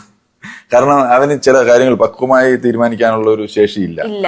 ഒരു ബാലിശമാണ് പലപ്പോഴും. കാണുന്ന ഈ സൈസും ചന്തവും ഒക്കെ ഉള്ളൂ, തലയിൽ ഇച്ചിരി കുറവാണ്. കാരണം ചില സംസാരവും പ്രവൃത്തിയൊക്കെ വളരെ നെഗറ്റീവാണ് അവിടെ സംഭവിക്കുന്നത്. അതിനെ മറ്റുള്ളവർ അധികം ഹൈലൈറ്റ് ചെയ്യാത്തത് ഒരു എന്തോ അവനോടുള്ള ഒരു ക്യൂട്ട്നെസ് കൊണ്ട്, ഇഷ്ടം കൊണ്ടായിരിക്കും പലരും ഹൈലൈറ്റ് ചെയ്യാത്തത്. അല്ലെങ്കിൽ പറഞ്ഞ് പുറത്ത് വിടാൻ മാത്രമുള്ള പല കാര്യങ്ങളും അവിടെ ഉണ്ടായിട്ടുണ്ട്. പ്രത്യേകിച്ച് ഗെയിം ഒന്നും പുള്ളിക്കില്ല. വെള്ളി സംബന്ധിച്ചാണ് അവന്റെ ഒരു പ്രത്യേകത എന്ന് പറഞ്ഞു കഴിഞ്ഞാൽ, ഒരു ടാസ്ക് കിട്ടിക്കഴിഞ്ഞാൽ, ടൈം ബീയിങ് ആയിട്ടുള്ള ഒരു ബസർ ടാസ്ക് കിട്ടിക്കഴിഞ്ഞാൽ, ഒരു ബസർ സൗണ്ട് കേട്ട് നമ്മൾ ഒരു സ്റ്റെപ്പ് വയ്ക്കുമ്പോഴത്തേക്കും 3 സ്റ്റെപ്പ് വെച്ച് കഴിയും. അത്രയും ഫാസ്റ്റ് ആയിട്ട് റെസ്പോണ്ട് ചെയ്യാൻ അവന് പറ്റും. അത് അവന്റെ സ്വഭാവമാണ്. നമ്മളെ മനുഷ്യരെക്കാൾ പെട്ടെന്ന് പൂച്ചയ്ക്ക് റെസ്പോണ്ട് ചെയ്യാൻ പറ്റുമെന്ന് പറയത്തില്ലേ, നമ്മള് അടിക്കാൻ വടിയെടുക്കുന്നതിന് പൂച്ചയ്ക്ക് ചാടി മാറാൻ പറ്റും. അപ്പൊ അതുപോലുള്ള ഒരു സ്വഭാവം അവനുണ്ട്, ഒരു ഗുണമുണ്ട്. നമ്മൾ ബെല്ലിന്റെ ആദ്യത്തെ മുകളിൽ കേൾക്കുമ്പോഴേ അവൻ 2 സ്റ്റെപ്പ് കഴിയും. നമ്മൾ ബെല്ല് കേട്ട് അടുത്ത സ്റ്റെപ്പ് വയ്ക്കുമ്പോഴത്തേ 3 സ്റ്റെപ്പ് കഴിഞ്ഞിരിക്കും. അതാണ് അത്രയും ഫാസ്റ്റ് ആയിട്ട് റിയാക്ട് ചെയ്യാൻ അവന് പറ്റുന്നത്. അത് അവനെ ഈ ഫിസിക്കൽ ടാസ്കുകൾ സഹായിക്കും. പക്ഷെ ബുദ്ധിപരമായിട്ട് ചിന്തിക്കേണ്ട ടാസ്കുകൾ ഇവന് ഈ ബുദ്ധിപരമായിട്ട് ചിന്തിക്കാതെ ചാടുകയും ചെയ്യും. അവർ ചാടിച്ചു കഴിഞ്ഞപ്പോഴാണ് കൊല്ലത്ത് പോവാന്ന് പറഞ്ഞിട്ട് കൊല്ലത്ത് എന്തിനാ പോയെന്ന് പിന്നെ ചോദിക്കുന്നു. നെക്സ്റ്റ് വീക്കിൽ എവിക്റ്റ് ആവും തോന്നുന്നത് ആരായിരിക്കും ചേട്ടന്റെ ഒരു രീതിയില്? ബിഗ് ബോസ് ഔട്ടാവും. എന്നെ ഔട്ടാക്കി ബിഗ് ബോസ് ഔട്ടാവട്ടെ. അല്ല, ഈ പറഞ്ഞില്ലേ, നമ്മളുടെ പ്രഡിക്ഷനും നമ്മളുടെ കാൽക്കുലേഷനും അല്ല അവിടെ സംഭവിക്കാൻ പോവുക. നമ്മളെപ്പോഴും എല്ലാ പ്രാവശ്യവും ഔട്ടാകാൻ സാധ്യതയുള്ളതായിട്ട് നമ്മൾ ചിന്തിച്ചിരുന്ന പേരുകൾ ആരൊക്കെയാണെന്ന് എല്ലാവർക്കും അറിയാമല്ലോ. ആ പേരുകളൊന്നും ഔട്ടായില്ല. അപ്പൊ നമ്മൾ ആലോചിക്കുക എന്തുകൊണ്ടാണ് അവർ ഔട്ടാകാത്തത്. അടുത്ത ആഴ്ച കഴിഞ്ഞ ദിവസം അവര് നോ എവിക്ഷൻ എന്ന് പറഞ്ഞ് കാണിച്ചു സൺഡേ. ഇത് ഫസ്റ്റ് വീക്കിൽ അങ്ങനെ കാണിച്ചിരുന്നേ ഞാനിപ്പോഴും അവിടെ ഇരുന്നേ. അങ്ങനെ വിചാരിക്കുന്ന ആളാണ് ഞാൻ. അപ്പൊ നമ്മൾ എവിക്റ്റ് ആകുമെന്ന് നമ്മൾ വിചാരിക്കുകയും വേണമെങ്കിൽ അവർക്ക് എവിക്റ്റ് ആകാതിരിക്കുകയും ചെയ്യാം. വോട്ടിംഗ് എന്നൊക്കെ പറയുന്നത് കൃത്യമാണ്. ആള് വോട്ട് ചെയ്യുന്നതിന്റെ ഒരു കൃത്യം ഓഡിറ്റിംഗ് ഉള്ളതാണ്. അപ്പൊ അതിനകത്ത് കള്ളത്തരമൊന്നുമില്ല. പക്ഷെ ബിഗ് ബോസ് ചില കാര്യങ്ങൾ തീരുമാനിക്കുന്നുണ്ടല്ലോ. അത് ശരിക്കും ആര്യൻ ഇപ്പൊ ഒരു പിടിച്ചേക്കുന്ന ട്രാക്ക് എന്ന് പറയുന്നത് ആര്യനും അനുമോളും തമ്മിലുള്ള ലവ് ട്രാക്കാണ്. ഇപ്പോൾ അങ്ങനെ ഉണ്ടോ? അവര് തമ്മിൽ ഒരു കോംബോ വളർന്നു വരുന്നുണ്ട്. അതിനുള്ളിൽ അനുമോൾക്ക് ആരോട് സ്നേഹമാണ്, ആര്യനോട് മാത്രമല്ല. പക്ഷെ അടുത്ത എവിക്ഷൻ നോക്കണം, ആര്യനായിരിക്കും ഫസ്റ്റ് എവിക്ട് ചെയ്യുന്നത്. അതും കൂടെ ഒക്കെ നോക്കണം. അത് അറിയാൻ പറ്റില്ല. അതാണ് അതിലൊരു ചർച്ച ഉണ്ടായിട്ടുണ്ടായിരുന്നു. ഇതുപോലെ ആദിലയും അനുവും തമ്മിൽ ആര്യനെ നോക്കുന്നുണ്ട് എന്നുള്ളൊരു ചർച്ച ഉണ്ടായിട്ടുണ്ടായിരുന്നു. ശരി. അങ്ങനെ ഒരു ലവ് ട്രാക്ക് അതിൽ വളരുന്നുണ്ട്. നമ്മൾ ഈ വൃത്തിയുടെ സൈഡിലൂടെ നോക്കാത്തോണ്ട് അറിയാത്തതാ. അങ്ങനെയൊക്കെ ഉണ്ടാ. പിന്നെ ചേട്ടന് പറ്റിയൊരു ലവ് ട്രാക്ക് ഉണ്ടായിരുന്നെങ്കിൽ പിടിക്കുമായിരുന്നു. എനിക്ക് കുറഞ്ഞ ആരും ഇല്ലായിരുന്നല്ലോ. അവിടെ നല്ല ഞാൻ ലവ് അല്ല, ഞാനൊരു കോമഡി കോമ്പോ ഞാൻ വർക്കൗട്ട് ചെയ്തത്. കാരണം മലയാളം അറിയില്ലല്ലോ. അവിടെ തന്നെ ഒരു സാധനമുണ്ട്, അപ്പാണി ഗുണ്ടയാണ്, നീ ഗുണ്ടയാണ് എന്ന് പറഞ്ഞു. ഗുണ്ടിയാണെന്ന് ഞാനാ പറഞ്ഞു കൊടുത്തത്. നീ ഗുണ്ടിയാവണം, അവൻ ഗുണ്ടയാണ്, നീ ഗുണ്ടിയാവണം. ഞാൻ ഗുണ്ടിയാണ്, നീ ഗുണ്ടിയാന്ന് പറഞ്ഞോണ്ടിരുന്നത്. അപ്പൊ കുറച്ച് എഴുതുമ്പോ നമ്മള് പറഞ്ഞു അങ്ങനെ ഒരു വാക്ക് മലയാളത്തിലില്ല, റൗഡി എന്ന് പറയണം. അപ്പൊ ഞാൻ റൗഡിയാണെന്ന് പറഞ്ഞു. അങ്ങനെയാണ് ഈ വാക്ക് പറഞ്ഞു കൊടുത്താക്കിയത്. പിന്നെ ഞാൻ പറഞ്ഞു, റിക്സൽ ഞാനൊന്ന് ആശ്ലേഷിച്ചാലോ. അപ്പൊ ഈ ആശ്ലേഷിക്കാന്നുള്ള വാക്കൊന്നും അവർക്കറിയില്ല. അപ്പൊ അത് അതൊക്കെ വിസ്മരിച്ചു പോയ മലയാളം ഭാഷകൾ. ഇപ്പൊ എല്ലാവരും ഹഗ് ചെയ്യട്ടെ എന്ന് പറഞ്ഞിട്ട് മലയാളം വാക്കുകൾ പല. അപ്പൊ ഇവർക്കറിയില്ല. അപ്പൊ പിന്നെ പറഞ്ഞു കൊടുത്ത് ഹഗ് ചെയ്യുക. അപ്പൊ ഞാൻ കാണുമ്പോഴില്ല ഭാരത് നമുക്കൊന്ന് ആശ്ലേഷിക്കാം എന്ന് പറഞ്ഞിട്ട് ഇങ്ങനെ പുറകെ നടക്കെ ഓടിക്കുക വരെ ചെയ്തിട്ടുണ്ട് ഞാൻ അവിടെ. അപ്പൊ ഏറ്റവും അവസാനം ഞാൻ ഇറാൻ നേരത്ത് വന്ന് എന്നെ ഹഗ് ചെയ്തു. അപ്പൊ ഞാൻ പറയാം നമുക്കൊന്ന് ആശ്ലേഷിക്കാം എന്ന് അവിടെ അവരുടെ അടുത്ത് മാത്രമാണ് ഞാൻ. അപ്പൊ അങ്ങനെ ഒരു കോമഡി കോംബോ ഒക്കെ വർക്കൗട്ട് ചെയ്ത് പോയതാണ്. പക്ഷെ അതൊന്നും ഞാനും ബിഗ് ബോസും മാത്രമേ കണ്ടുള്ളൂ എന്ന് തോന്നുന്നു. എഡിറ്റ് ചെയ്തവന്മാരെന്റെ കയ്യിൽ കിട്ടണം എന്നല്ലേ? അങ്ങനൊന്നുമില്ല. എഡിറ്റ് ചെയ്തൊക്കെ ഞാൻ പറഞ്ഞില്ലേ, എപ്പോഴും അൾട്ടിമേറ്റ് എന്ന് പറഞ്ഞാൽ ഷോ ചർച്ച ചെയ്യപ്പെടുക, നന്നാകുക എന്നുള്ളതല്ല, ചർച്ച ചെയ്യപ്പെടുക, എല്ലാവരിലേക്കും എത്തുക എന്നുള്ളതാണ് അവരുടെ ഒരു ലക്ഷ്യം. അതിനകത്ത് രഞ്ജിത്ത്, ബിൻസി ഇതൊന്നും അവരുടെ പിക്ചറിലില്ല. അപ്പൊ അതുകൊണ്ട് നമുക്ക് ആരും കുറ്റം പറയാൻ പറ്റില്ല. ചേട്ടനെ വോട്ട് ചെയ്യുന്നുണ്ട് ഇപ്പോ? ഞാനോ? ആവശ്യമില്ലാത്ത ചോദ്യങ്ങളോ ചോദിക്കുന്നത്. ഇത് ചേട്ടൻ വോട്ട് ചെയ്യുന്നുണ്ടോ? എനിക്ക് തന്നെ ഞാൻ വോട്ട് ചെയ്തിട്ടില്ല. അത് പിന്നെ അകത്തേക്കും ആർക്കും വോട്ട് ചെയ്യാൻ പറ്റുമോ? എന്റെ ഫോൺ പുറത്തിരിക്കായിരുന്നു, അവർക്ക് വോട്ട് ചെയ്യായിരുന്നു. ചേട്ടൻ ഇറങ്ങിയതിന് ശേഷം ഞാന് ഈ എപ്പിസോഡുകൾ കൃത്യമായിട്ട് ഫോളോ ചെയ്യുന്നില്ല. എന്താന്ന് പറഞ്ഞാൽ ഞാനൊന്ന് കാണാൻ തുടങ്ങിയപ്പോ എന്റെ മനസ്സിൽ ഈ സമയത്ത് ഞാൻ അവിടെ ആയിരുന്നെങ്കിൽ എന്ന് ചിന്തിച്ചു പോവാണ്. അത് അങ്ങനെ കൂടുതൽ ചിന്തിച്ചു കഴിഞ്ഞാൽ പിന്നെ എന്ന് പല പ്രാവശ്യം തോന്നും. അങ്ങനെ ഒരു അസ്വസ്ഥനാവാൻ തൽക്കാലം മനസ്സിലാത്തതുകൊണ്ട് ഞാൻ കൃത്യമായിട്ട് ഫോളോ ചെയ്യുന്നില്ല. ചില റിവ്യൂസ് മാത്രം കേൾക്കുകയോ അല്ലെങ്കിൽ ചില പീസുകൾ മാത്രം കാണുകയോ ചെയ്യുന്നുള്ളൂ. അത് സത്യസന്ധമായ കാര്യമാണ്. എനിക്ക് വെറുതെ കള്ളത്തരം പറഞ്ഞിട്ട് ഭയങ്കര ഗംഭീരമാണ്, ഞാൻ എല്ലാവർക്കും വോട്ട് ചെയ്യുന്നൊന്നും അങ്ങനെ കള്ളത്തരം പറഞ്ഞ് ഒരു മാർക്ക് നേടാൻ താല്പര്യമില്ല. അതിനുള്ളിൽ നിന്നൊരാളെന്ന രീതിയിൽ ചോദിക്കാം, ബിഗ് ബോസ് സ്ക്രിപ്റ്റഡ് ആണോ? ബിഗ് ബോസ് സ്ക്രിപ്റ്റഡ് അല്ല, പക്ഷെ വരുന്ന പലർക്കും സ്ക്രിപ്റ്റ് ഉണ്ട്. അതുണ്ട്, അതാണ് സംഭവിക്കുന്നത്. ബിഗ് ബോസ് സ്ക്രിപ്റ്റഡ് അല്ല. അല്ല, നിങ്ങൾക്ക് അത്തരത്തിലുള്ള ഒരു ഇൻസ്ട്രക്ഷൻസും അവിടെ നിന്ന് തരാറില്ല? ഇൻസ്ട്രക്ഷനും ഇല്ല. അവിടെ കയ്യാങ്കളി പാടില്ല, മറ്റു മതപരമോ രാഷ്ട്രീയപരമോ ആയിട്ടുള്ള ദോഷം ചെയ്യുന്ന പരാമർശങ്ങൾ പാടില്ല. ഇങ്ങനെയുള്ള ചില കാര്യങ്ങൾ മാത്രം ഒരു റൂൾ ബുക്കിൽ എഴുതി വെച്ചിട്ടുണ്ട്. അതിനപ്പുറം നിങ്ങൾ അവിടെ ചെന്നാൽ രാവിലെ 8 മണിക്ക് എഴുന്നേറ്റിട്ട് അനീഷുമായിട്ട് വഴക്കിടണം, അത് കഴിഞ്ഞ് 9:30 ആകുമ്പോൾ അനുമോളെ 2 ചീത്ത വിളിക്കണം എന്നൊന്നും അവരാരും പറഞ്ഞു തരത്തില്ല. അങ്ങനെയുള്ള ഒരു സജഷൻസോ അല്ലെങ്കിൽ അങ്ങനെയുള്ള ഒരു കാര്യങ്ങളും അവിടെ ഇല്ല. നമ്മൾ ചെയ്യുന്നതിനകത്തുനിന്ന് അവരാവശ്യമുള്ള എടുത്ത് കാണിക്കുന്നു. ഇപ്പോഴും നമ്മളിപ്പോ പുറത്തുനിന്ന് ഒരാൾ കയറുകയാണെങ്കിൽ എന്ത് വെച്ചിട്ട് അവിടെ പിടിച്ചു നിൽക്കാൻ പറ്റും, എന്ത് സ്ട്രാറ്റജി കാണിച്ചാൽ അവിടെ പിടിച്ചു നിൽക്കാൻ പറ്റും എന്ന് പറയാൻ പറ്റുമോ? ലൈക്ക് ഒരു വൈൽഡ് കാർഡ് കയറുകയാണെങ്കിൽ ആദ്യം ഇത് തന്നെയാണ്, ആദ്യം അറ്റൻഷൻ തന്നിലേക്ക് കൊണ്ടുവരാൻ മൗത്ത് ഗെയിം തന്നെയാണ് ഏറ്റവും നല്ലത്. ആരെങ്കിലും ഒക്കെ ആയിട്ട് പോയി അടി കാണുന്നവന് മുമ്പിൽ കാണുന്നവനെ ചീത്ത വിളിച്ചോണ്ട് എന്താടാ ചരിഞ്ഞിരിക്കുന്നത്, നിനക്ക് നേരെ ഇരുന്നാലും എന്താടാന്ന് ചോദിക്കുക. അത്ര തന്നെ അവിടെ തുടങ്ങും പരിപാടി. പിന്നെ അവിടെ നിന്ന് കളം പിടിക്കുക എന്ന് പറയുന്ന സാധനം ഉണ്ട്. അവിടെ ഗ്രിപ്പായി കഴിഞ്ഞാൽ പിന്നെ അതിന്റെ അടുത്ത തന്ത്രങ്ങളിലേക്ക് പോവുക, മുന്നോട്ട് പോകാൻ എന്താണ് മാർഗം. അത് നമ്മൾ ഇവിടെ നിന്ന് പ്ലാൻ ചെയ്യുന്നതല്ല, അവിടെ ചെന്നിട്ട് വരുന്ന കാര്യങ്ങളെ ഏത് തരത്തിലുള്ള ബോളാണ് നമ്മുടെ നേരെ വരുന്നത്, എങ്ങനെ അടിക്കാൻ പറ്റുമെന്ന് ബോൾ വരുമ്പോഴല്ലേ അറിയാൻ പറ്റും. അതങ്ങനെ ബുദ്ധിപരമായിട്ട് ചെയ്യുക. ബുദ്ധി വേണം, അല്ലാണ്ട് നിൽക്കാൻ പറ്റില്ല. പിന്നെ അല്ലെങ്കിൽ ഈ പറഞ്ഞ മണ്ടത്തരവും ചെയ്യുന്നവർക്ക് നിൽക്കാം. ചേട്ടൻ പറഞ്ഞു വരുന്നത് ഫസ്റ്റ് വീക്കിൽ തന്നെ വ്യക്തി ചേട്ടന് ബുദ്ധി ഇല്ലാത്തത് കൊണ്ടാണെന്നാണോ? ബുദ്ധി ചിലപ്പോ എന്റെ ബുദ്ധി അവിടെ ഏക്കാത്തതുകൊണ്ടാവാനും മതിയാവും. ചിലപ്പോൾ എനിക്ക് ബുദ്ധി ഇല്ലാത്തതുകൊണ്ടല്ല, എന്റെ ബുദ്ധി അവിടേക്ക് ആവശ്യമുള്ള ബുദ്ധി ആയിരുന്നില്ല എന്ന് ഞാൻ പറഞ്ഞില്ല. ഞാൻ പറഞ്ഞു ഞാനൊരു മോശം ആളായതുകൊണ്ടോ എന്തെങ്കിലും അനാവശ്യമായിട്ട് ചെയ്തതുകൊണ്ടോ പുറത്തായ ആളാണെന്ന് ഞാൻ വിചാരിക്കുന്നില്ല. അതങ്ങനെയല്ല. അതിന് ആരെന്ത് പറഞ്ഞാലും ഞാൻ സമ്മതിച്ചു തരും. ചേട്ടൻ അവിടെ ഒന്നും ചെയ്യാത്തതുകൊണ്ടാണ് പുറത്തായത്. ഞാൻ പറഞ്ഞു ഒന്ന് മോശമായതുണ്ടോ അല്ലാതെ ഒന്നും ചെയ്യാത്തത് കൊണ്ടോ എന്തെങ്കിലും അമിതമായിട്ട് ചെയ്തത് കൊണ്ടോ എന്നാണ് ഞാൻ പറഞ്ഞത്. ഞാൻ ഒന്നും ചെയ്യാത്തത് കൊണ്ടല്ല പുറത്തായത്, ഞാൻ ചെയ്തിട്ടുണ്ട്. എന്നാൽ അനാവശ്യമായിട്ടൊന്നും ചെയ്തിട്ടില്ല. പുറത്താകാൻ കാരണം ഒരുത്തന്റെ കഴുത്തിന് പിടിച്ചാൽ വേണമെങ്കിൽ പുറത്താക്കാമല്ലോ, അല്ലെങ്കിൽ ഒരുത്തന്നെ ചവിട്ടിയാൽ പുറത്താകാമല്ലോ, അതുകൊണ്ടും അല്ല പുറത്തായത്. ഇനി പുറത്താവേണ്ട കാരണങ്ങൾ അന്വേഷിച്ചിട്ട് ഒരു ക്രൈം ബ്രാഞ്ചില് നീങ്ങിയാലോ. അതിനകത്ത് പല പല ഗ്രൂപ്പുകളായിട്ട് ഗ്രൂപ്പിസം വളരുന്നുണ്ട്. ചേട്ടൻ ഉണ്ടായിരുന്ന സമയത്ത് അങ്ങനെ എന്തെങ്കിലും ഗ്രൂപ്പ് ക്രിയേറ്റ് ആയിട്ടുണ്ടല്ലോ? ആദ്യത്തെ ഗ്രൂപ്പ് തന്നെയാണ് അവിടെ ഉണ്ടായത്. അനീഷും അക്ബറും അപ്പാനിയും അക്ബറും തമ്മിൽ അവര് തമ്മിലുള്ള ഗ്രൂപ്പാണല്ലോ ആദ്യം ഉണ്ടാക്കിയത്. അവരിപ്പോഴും ആ ഗ്രൂപ്പ് തന്നെയാണ് പോകുന്നത്. പക്ഷെ അത് ഗ്രൂപ്പ് പൊളിച്ചാലേ മാത്രമേ അവർക്ക് രക്ഷയുള്ളൂ. ആ ഗ്രൂപ്പ് കൊണ്ട് മുന്നോട്ട് പോയാൽ ആർക്കെങ്കിലും ഒരാൾക്ക് എന്തെങ്കിലും പുറത്തു പോകാൻ സാധ്യതയുണ്ട്, അല്ലെങ്കിൽ നിലനിൽക്കാൻ പറ്റില്ല എന്നുള്ളൊരു സാഹചര്യം വരുമോ? ഇപ്പൊ തന്നെ കണ്ടില്ലേ, ഇപ്പൊ അപ്പാനിയെ സപ്പോർട്ട് ചെയ്യാനായിട്ട് അക്ബറിന് പോലും പറ്റുന്നില്ലല്ലോ. അപ്പൊ ഇവൻ ഒറ്റയ്ക്ക് നടന്ന് അങ്ങോട്ടും ഇങ്ങോട്ടും വേരിങ്ങനെ പോലെ ഇറങ്ങില്ലേ. അപ്പോ ശരിക്കും മാത്രമല്ല, ഇയാള് ജയിലിൽ പോയ അപ്പാനി ജയിലിൽ പോയ സമയത്ത് അക്ബർ അവിടെ ശൂന്യമായിരുന്നു. ജയിലിലുണ്ടായിരുന്ന ആ ഒരു ദിവസം അക്ബറിന്റെ ശബ്ദം കേൾക്കാനില്ലായിരുന്നു അവിടെ. അപ്പൊ ഈ രണ്ടുപേരും കൂടെ ചേർന്നുള്ള പ്ലാനിങ്ങും രണ്ടുപേരും കൂടെ ചേർന്നുള്ള വർക്കൗട്ടും മാത്രമേ അവിടെ ഇതുവരെ നടന്നു പോയിട്ടുള്ളൂ. ഇനി പക്ഷെ അക്ബർ ഇപ്പൊ അയാളുടേതായ രീതിയിൽ വേറെ ചില കാര്യങ്ങളിലൂടെ ഒക്കെ മുന്നോട്ട് പോകുന്നുണ്ട്. അവിടെ അപ്പാണി ഡൗൺ ആവുകയും ചെയ്യും, അക്ബർ മേളിൽ വരികയും ചെയ്യുന്നതാണ്. മുന്നോട്ട് ഉള്ള യാത്ര കുറച്ചുകൂടെ നീണ്ടുപോകും.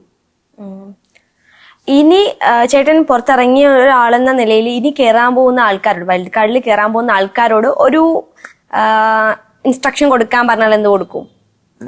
ഞാനതാ പറഞ്ഞു, ആരുടെയും ഇരയാകാതിരിക്കുക. ആരുടെ ഗെയിമിനും ഇരയായി നിന്ന് കൊടുക്കേണ്ടി വരരുത്. അത് സ്ലിപ്പായിക്കോണം അത്രയും പെടും. രണ്ടാമത്തെ കാര്യം, നമ്മൾ ആരെങ്കിലും നമ്മൾ സപ്പോർട്ട് ചെയ്യില്ല, എന്റെ കൂടെ നില്ല് എന്ന് വിചാരിക്കരുത്. അങ്ങനെ വിചാരിക്കാൻ പാടില്ല, അങ്ങനെയുള്ള സാധ്യതയില്ല. ഇത് രണ്ടുമാണ് പ്രധാനമായിട്ടും ചെയ്യാനുള്ളത്. പിന്നെ വരുന്ന ബോളുകൾ എങ്ങനെ അടിക്കണമെന്നുള്ള ഒരു തന്ത്രം നമ്മുടെ ഉള്ളിലുണ്ടെങ്കിൽ മാത്രം. പിന്നെ ഈ ടാസ്കുകൾ തരുന്നതിനകത്ത് ഉള്ള അതിൽ അടങ്ങിയിരിക്കുന്ന യഥാർത്ഥ കാരണം കണ്ട് ബുദ്ധിപരമായിട്ട് കളിക്കാൻ പറ്റിയാൽ, ബുദ്ധി പ്രയോഗിച്ചെങ്കിൽ മാത്രമേ മുന്നോട്ട് പോകാറുള്ളൂ.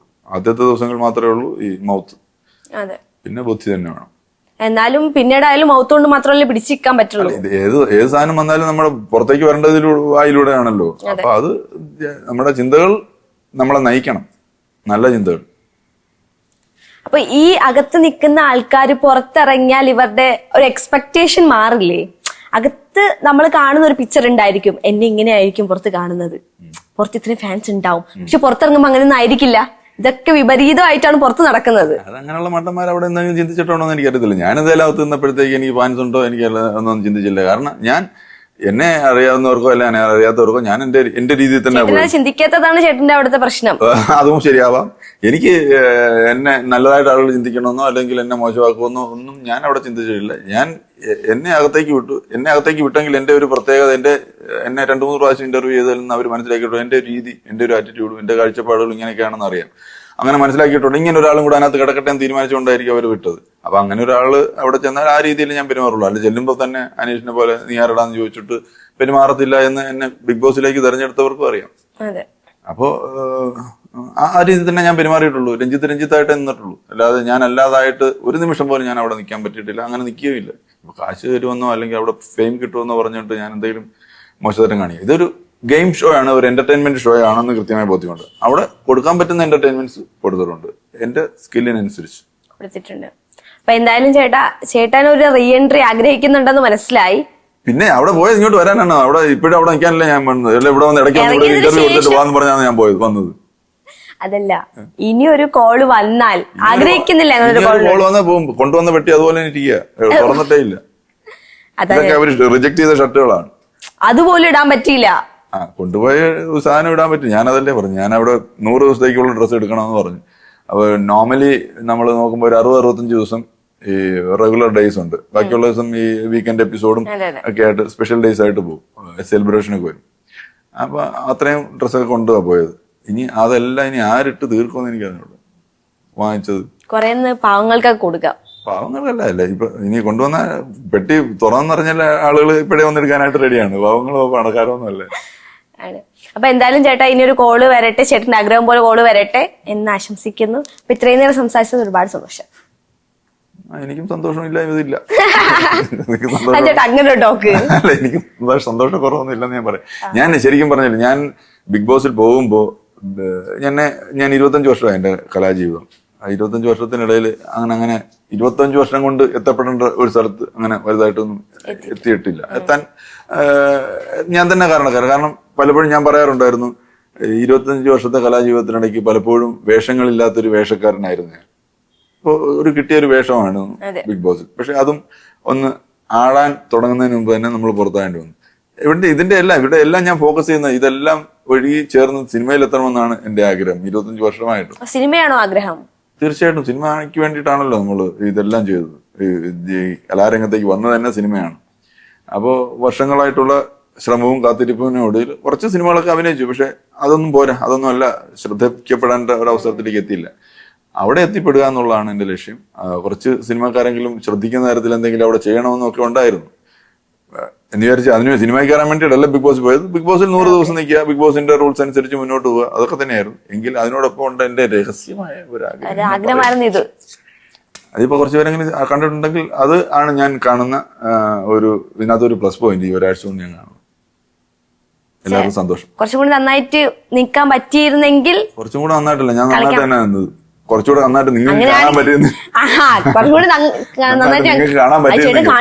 കാണാൻ പറ്റുള്ളൂ. ഞാൻ കാണിച്ചിരുന്നു, നിങ്ങൾ കാണാത്തോണ്ട്. ഞാൻ പറഞ്ഞില്ലേ, ഞാൻ നിന്നിരുന്ന സ്ഥലത്ത് ക്യാമറയൊക്കെ എന്തോ വർക്കിംഗ്. അപ്പൊ എന്തായാലും ചേട്ടാ ഒരുപാട് സന്തോഷത്തോടെ സംസാരിച്ചു. Thank you.